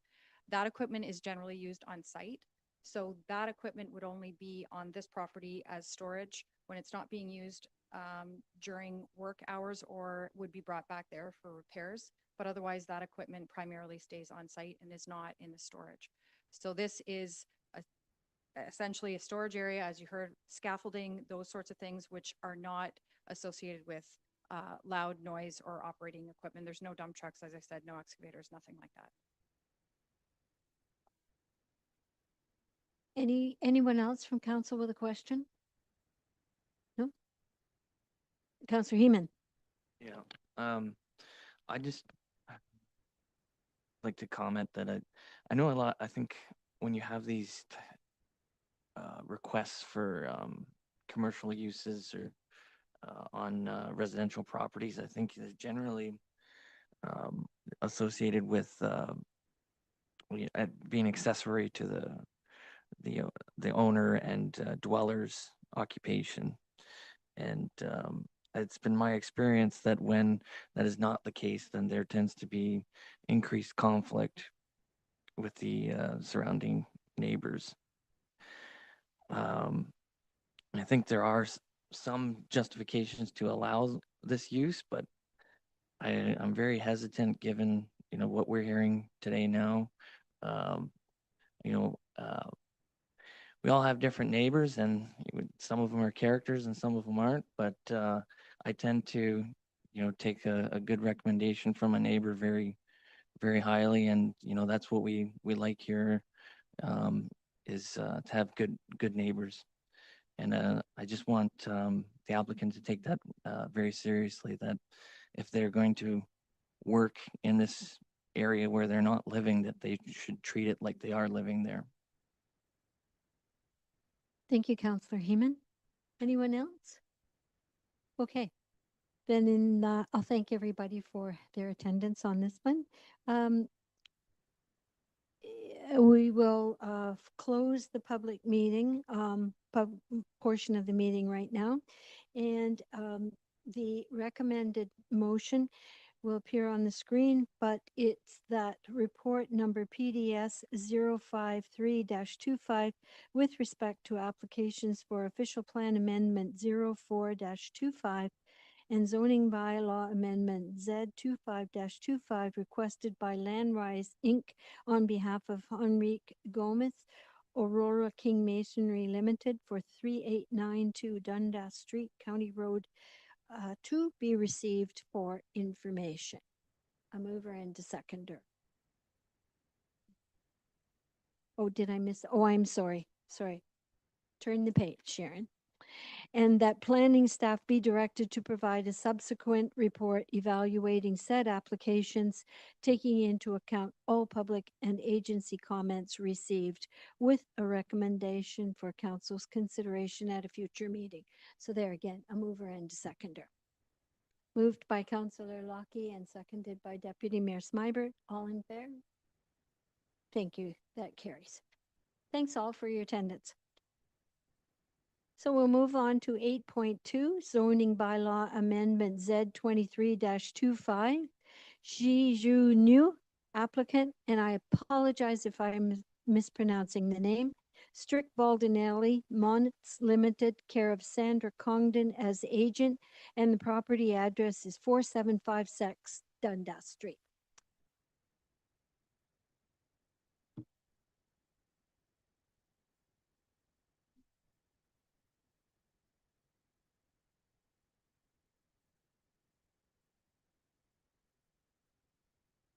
When you're ready. Sorry, Elena, whenever you're ready. Thank you, Worship, through you. So the purpose and effect of this application is to rezone the subject lands from the agricultural A zone to a site-specific agricultural zone to permit a badminton training facility as an agricultural home occupation to be located within a proposed accessory building. And the applicant is also proposing to permit an additional residential unit on the subject lands to be independently located within the proposed accessory building. So the applicants are seeking to construct a 688 square meter building to operate a home occupation in the form of a badminton training facility. And the training facility would be located within a 548 square meter portion of the building. The badminton training facility would be owned and operated by the applicant and the occupants of the single detached dwelling on the subject lands. The hours of operation are proposed to generally be from 10 a.m. to 9 p.m., with most lessons taking place between 10 a.m. to 4 p.m. on weekends and 5 p.m. to 9 p.m. on weekdays.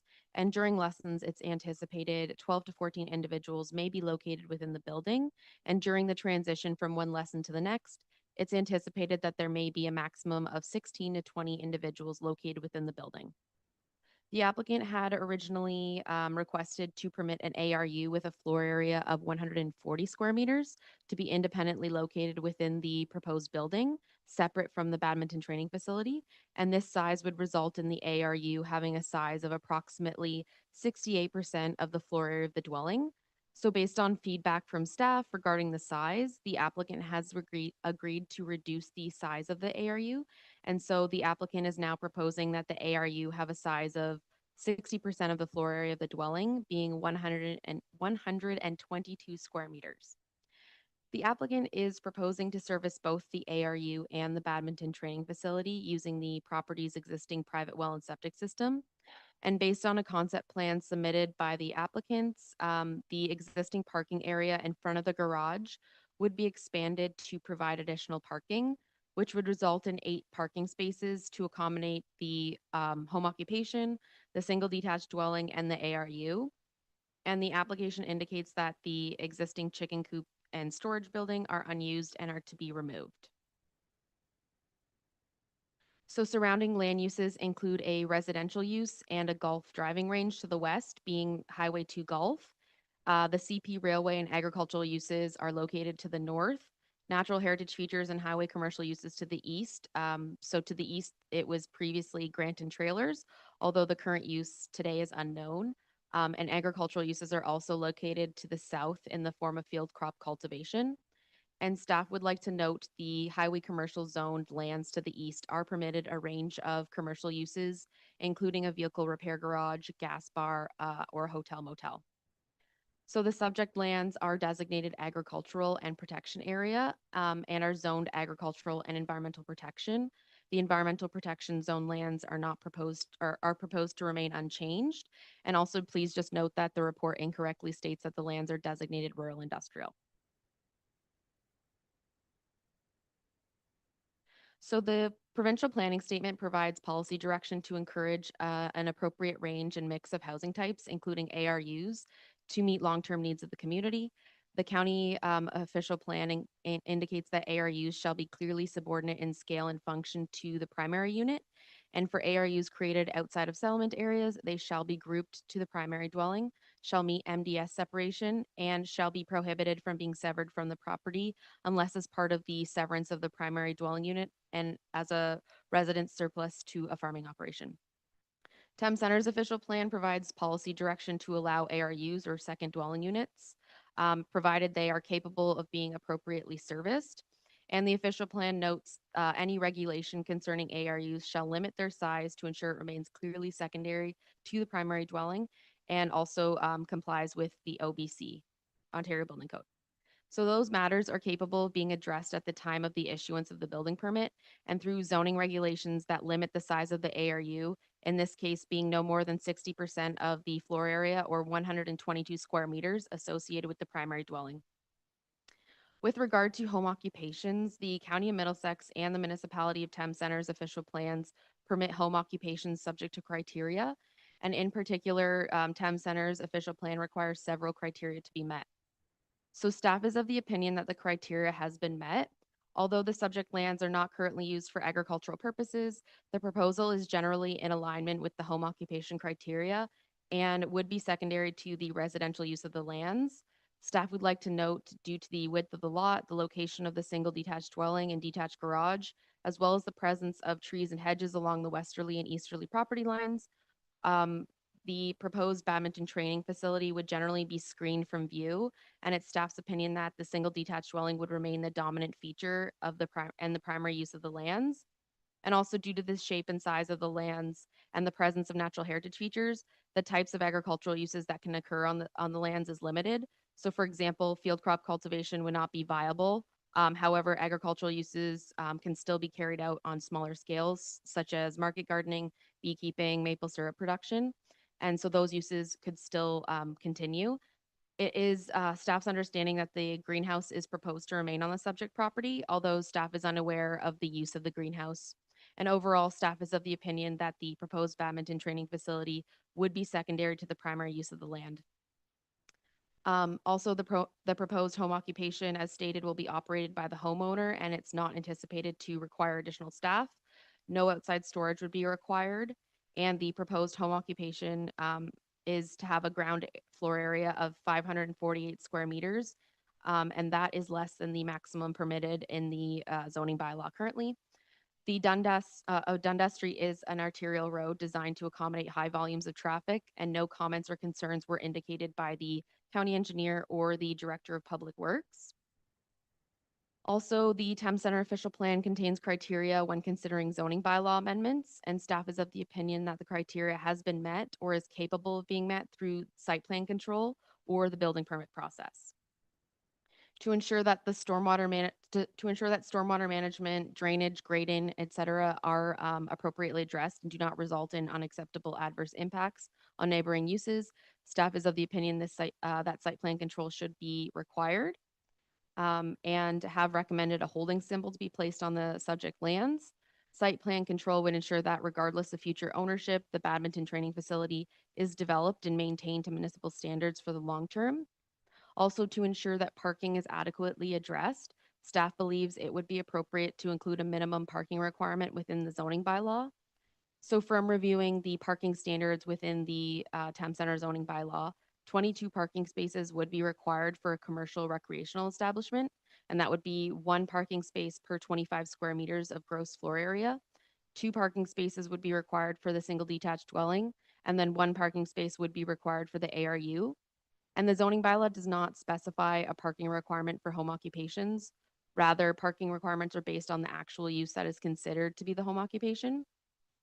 So the parking deficiency was brought to the attention of the applicant's team, who have formally requested that the site-specific zone allows for a minimum parking requirement of 8 spaces. And the applicants have advised they believe additional parking in the front yard will detract from the intent of the home occupation to be maintained as secondary in nature, and that the facility is not a large commercial racket facility like the applied parking rate might imply. So staff have analyzed parking requirements for recreational uses in 2 other local municipalities, being Strathroy-Caradoc and Middlesex Center. So there is a range in these parking requirements, although for Strathroy-Caradoc, for example, they require 1 parking space per 50 square meters, and Middlesex Center would require 1 space per 35 square meters. So staff believes requiring 8 spaces, in addition to requiring parking for the single detached dwelling and for the ARU, would be appropriate. And also staff believes that limiting the number would also limiting the number of individuals permitted to attend the facility for lessons at any given time to 8 would be appropriate. This would ensure that the home occupation remains a home occupation and would not allow for the use to be intensified in the future should that be contemplated or should ownership change. And lastly, staff have prepared a site-specific definition as well for a badminton training facility. Given that the facility will be entirely contained within the proposed building, the number of persons attending the facility is recommended to be limited to 8. And when considering the surrounding land uses, which include a golf driving range to the west and commercial uses to the east, staff does not anticipate any traffic and noise generated from the badminton training facility to cause significant disturbances. As well, the CP rail is located north of the property, and Dundas Street is an 4-lane arterial road, which are considered to be existing noise generators. With regard to the ARU, unacceptable adverse effects on surrounding uses are not anticipated given the nature of the proposed development. Visually, the ARU would appear as part of the accessory building and is clearly secondary in size and subordinate to the primary dwelling.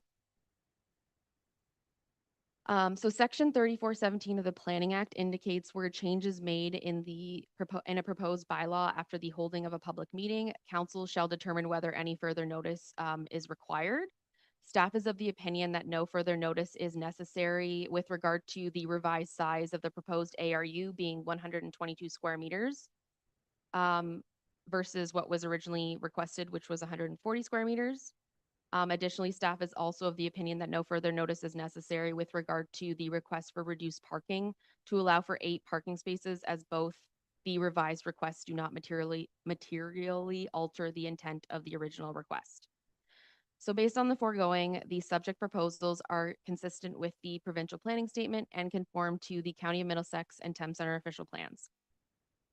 With regard to agency comments were received from the county engineer, the Director of Public Works, the Drainage Superintendent, the Upper Thames River Conservation Authority, CP Railway, and the Chief Building Official, and these comments are included within the report. With regard to public comments, no public comments have been received to date. So staff recommend that application Z23-25 be approved and that the implementing bylaw be considered as included in the bylaw portion of the agenda, and that no further notice be required pursuant to section 3417 of the Planning Act for the reasons outlined in the report. Thank you. Thank you, Ilana. All right, so any comments from the applicant or the agent? Just state your name. Mayor and council members, my name is Sandra Condon. I am here on behalf of the applicant. Sorry, nervous. Go ahead. Here from SBM on behalf of the applicant. We'd just like to thank staff for working with us and to come up with a zoning bylaw amendment that services both the needs of the client and the needs of the municipality. It is a small home occupation, so we work with staff to come up with parking that would be adequate to meet the needs of the facility and maintain the secondary nature of the proposed development. So pretty much I think parking would be the biggest concern, and yeah, just to keep that as a secondary aspect. But beyond that, I just wanted to say that I'm available if you have any questions, and thank you for your time. Thanks very much, Sandra. Okay, so anyone online or in the chambers? There's no one online, Your Worship. Okay, and no one in the chambers wanting to comment? Okay, that's fine. Turn it over then to any questions that council might have. Okay, I don't see any. So if there's no further discussion, the public meeting is now closed. And we have the decision before us. It's a long one, so it's appended to your agenda and it'll appear on the screen. If you're comfortable in moving forward, a mover and a seconder for the recommended motion. Councillor Lockie and Deputy Mayor Smyber, all in favor? That carries. Thanks, Alana, and thank you too for showing up tonight. Okay, we'll move on now to 8.3, consent applications B17-25 and B18-25. Joyce Beninga applicant, Carl Beninga agent, and the property address is 242 Ron Allen Drive here in Dorchester. Okay, Alana, go ahead. Thank you, Your Worship, through you. So the purpose and effect of this application is to sever a parcel of land along Ron Allen Drive to create 2 lots for residential purposes in the form of single detached dwellings. The subject property is a 0.86 acre lot situated on the northeast corner of Marion Street and Ron Allen Drive, and the lands as a whole contain a single detached dwelling and a shed. Both of the lots to be severed are proposed to have a frontage of approximately 21.9 meters and a lot area of 1,102 square meters. And the lands to be severed are to be serviced by municipal piped water and private septic systems. The lands to be retained would have a frontage of approximately 25.6 meters and an area of 1,287 square meters. The retained lands would contain the single detached dwelling, and the existing shed located at the northwest corner of the property would be removed from the lands to be severed. So as part of the application, the applicant has submitted a servicing plan with regard to the septic system, and the subject lands are designated residential according to the Thames Center official plan and are zoned residential first density R1 according to the zoning bylaw. So the PBS, the county official plan, and Thames Center official plan all encourage intensification in settlement areas on municipal services, provided the development is capable with the surrounding area, and is compatible with the surrounding area and represents an orderly and efficient use of land and infrastructure. Municipal water is available along Marion Street. However, sanitary sewers are not available with development serviced by individual septic systems, and the lots would be serviced individually with municipal water and independent septic systems, and that's in conformity with the Thames Center official plan. The Thames Center official plan also provides several criteria in which the division of land may be permitted, relating to matters including safe and suitable access to a public road, appropriate soil and drainage conditions and lot configurations, and dimensions to permit proper siting of buildings, adequate means of sewage disposal, and sufficient and potable water supply, as well as compliance with provisions of the zoning bylaw. So the foregoing matters have been addressed or are capable of being addressed through conditions of consent. And staff is of the opinion that the majority of mitigation measures, which were provided by CN Rail, given that the property is in proximity to the CN Railway, can be adequately addressed by having the applicants enter into a development agreement, which would be registered on title as a condition of consent. Staff would like to note the proposed lots to be severed would be deficient in lot area. The lots would be 1,102 square meters, whereas the R1 zone requires a minimum lot area of 2,000 square meters. Also, the lot to be retained would be deficient as the lot area would be 1,287 square meters, and the R1 zone requires 2,000. So as a condition of consent, a minor variance application would be required in order to address the lot area deficiencies, and this proposal would otherwise meet the requirements of the R1 zone. So based on the foregoing, the subject proposals are consistent with the provincial planning statement and conform to both the County of Middlesex and Thames Center official plans.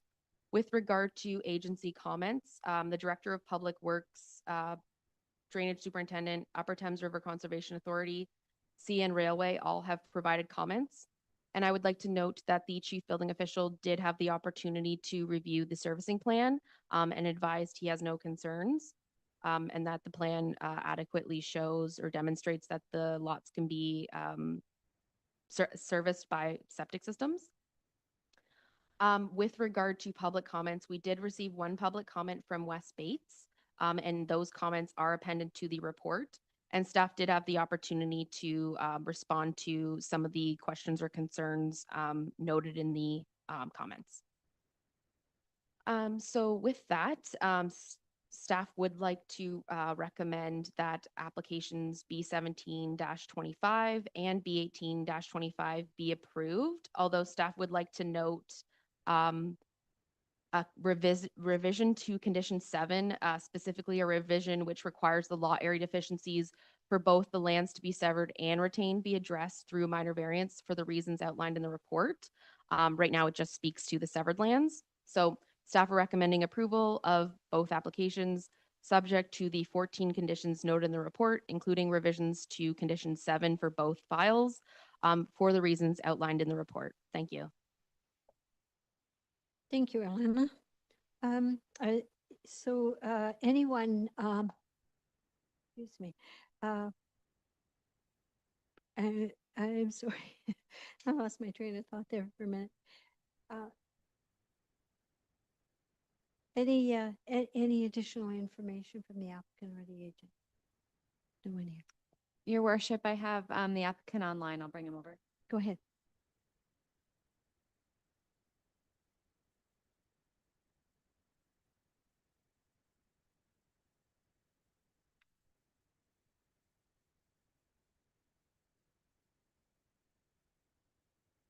Hello, can you hear us?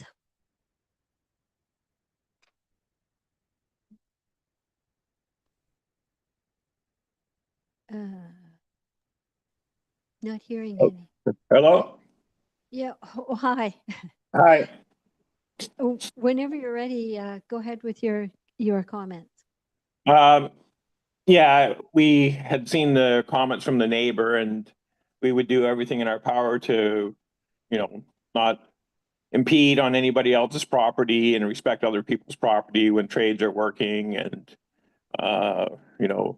once we get to that stage. So yeah, we just want to say that we want to respect other people's rights and stuff, so. Okay, well, thanks very much for your comments. All right. So then anyone online to ask any questions, Carol? There's no one online, your worship. Sarah? Okay, all right. So anyone asking questions from the members of council? Right. Oh, is there anyone in the gallery who wants to speak? I thought I'd asked. Oh, I'm sorry. I missed that one. My apologies. Go ahead. Sorry, good evening. I'm Joyce Banninga, so I'm the applicant. That's my husband that's online. Oh, So I- okay. so- All right. I thought I was losing my mind there for a minute. I thought what I'd asked. Okay, thank you. Okay, let's go back. So there's nobody online and any questions from the members of council? Nope. Okay. So if there's nothing else to discuss, then we will move that the public meeting is now closed. Now we have two decisions before us. They're both appended to your agenda. The first one is a mover and seconder for the recommended motion to approve consent application B17-25, subject to the 14 conditions as appended into the agenda. As amended, that's right. Just note, we'll be because of doing it as amended since the planner amended condition 7. Condition 7, yes, okay. So a mover and seconder, moved by Deputy Mayor Smybert and seconded by Councillor Lockie. All in favor? Okay, and then the second portion is mover and seconder for the recommended motion to approve consent application B18-25, subject to the 14 conditions as appended to the agenda. Okay, and that is a mover and a seconder for that. Deputy Mayor Smybert and Councillor Lockie, all in favor? That carries, thanks. So at this point, we will close the public participation meetings at 8:01 and council will reconvene its regular meeting. So, okay. Deputy Mayor Smybert and Councillor Heeman, did I see your hand? All right, all in favor? That carries, thanks. The next item on the agenda is the approval of the previous minutes. So there again, a mover and a seconder to approve the minutes of October the 3rd and October the 6th. One is a special meeting, the October 3rd, October the 6th is the regular meeting, and the October 7th special meeting minutes from council be approved as circulated. Councillor Lockie and Councillor Heeman, all in favor? That carries. Thanks. Moving on then to the consent agenda. Items listed under the consent agenda are received for information in one motion. Council members may request that one or more items be separated for further action. So a mover and a seconder that consent item, agenda items 10.1 through 10.5 be received for information unless there's anything to pull. Okay, Councillor Lockie and Deputy Mayor Smybright. All in favor? Thank you. Okay, we have no reports of departments, no unfinished business, no notices of motion, no new business. So we'll move on to item 15 of bylaws. Mover and a seconder that bylaws 80-2025 and 81-2025 be read a first, second, and third and final time be adopted. Councillor Lockie and Deputy Mayor Smybright. Oh, God bless. All in favor? That carries. Thank you. So at this point, council will be moving into closed session for which there will be no live streaming. The live stream will resume once the closed session portion has been completed. So the motion before us is to resolve that council adjourn to closed session at 8:03 p.m. pursuant to section 239(2) B and D of the Municipal Act in order for council to consider an item related to personal matters about an identifiable individual, including municipal or local board employees and labor relations or employee negotiations related to the CAO recruitment. Sorry. A mover and seconder, Councillor Lockie and Councillor Heeman, all in favor? That carries. Okay. Thank you.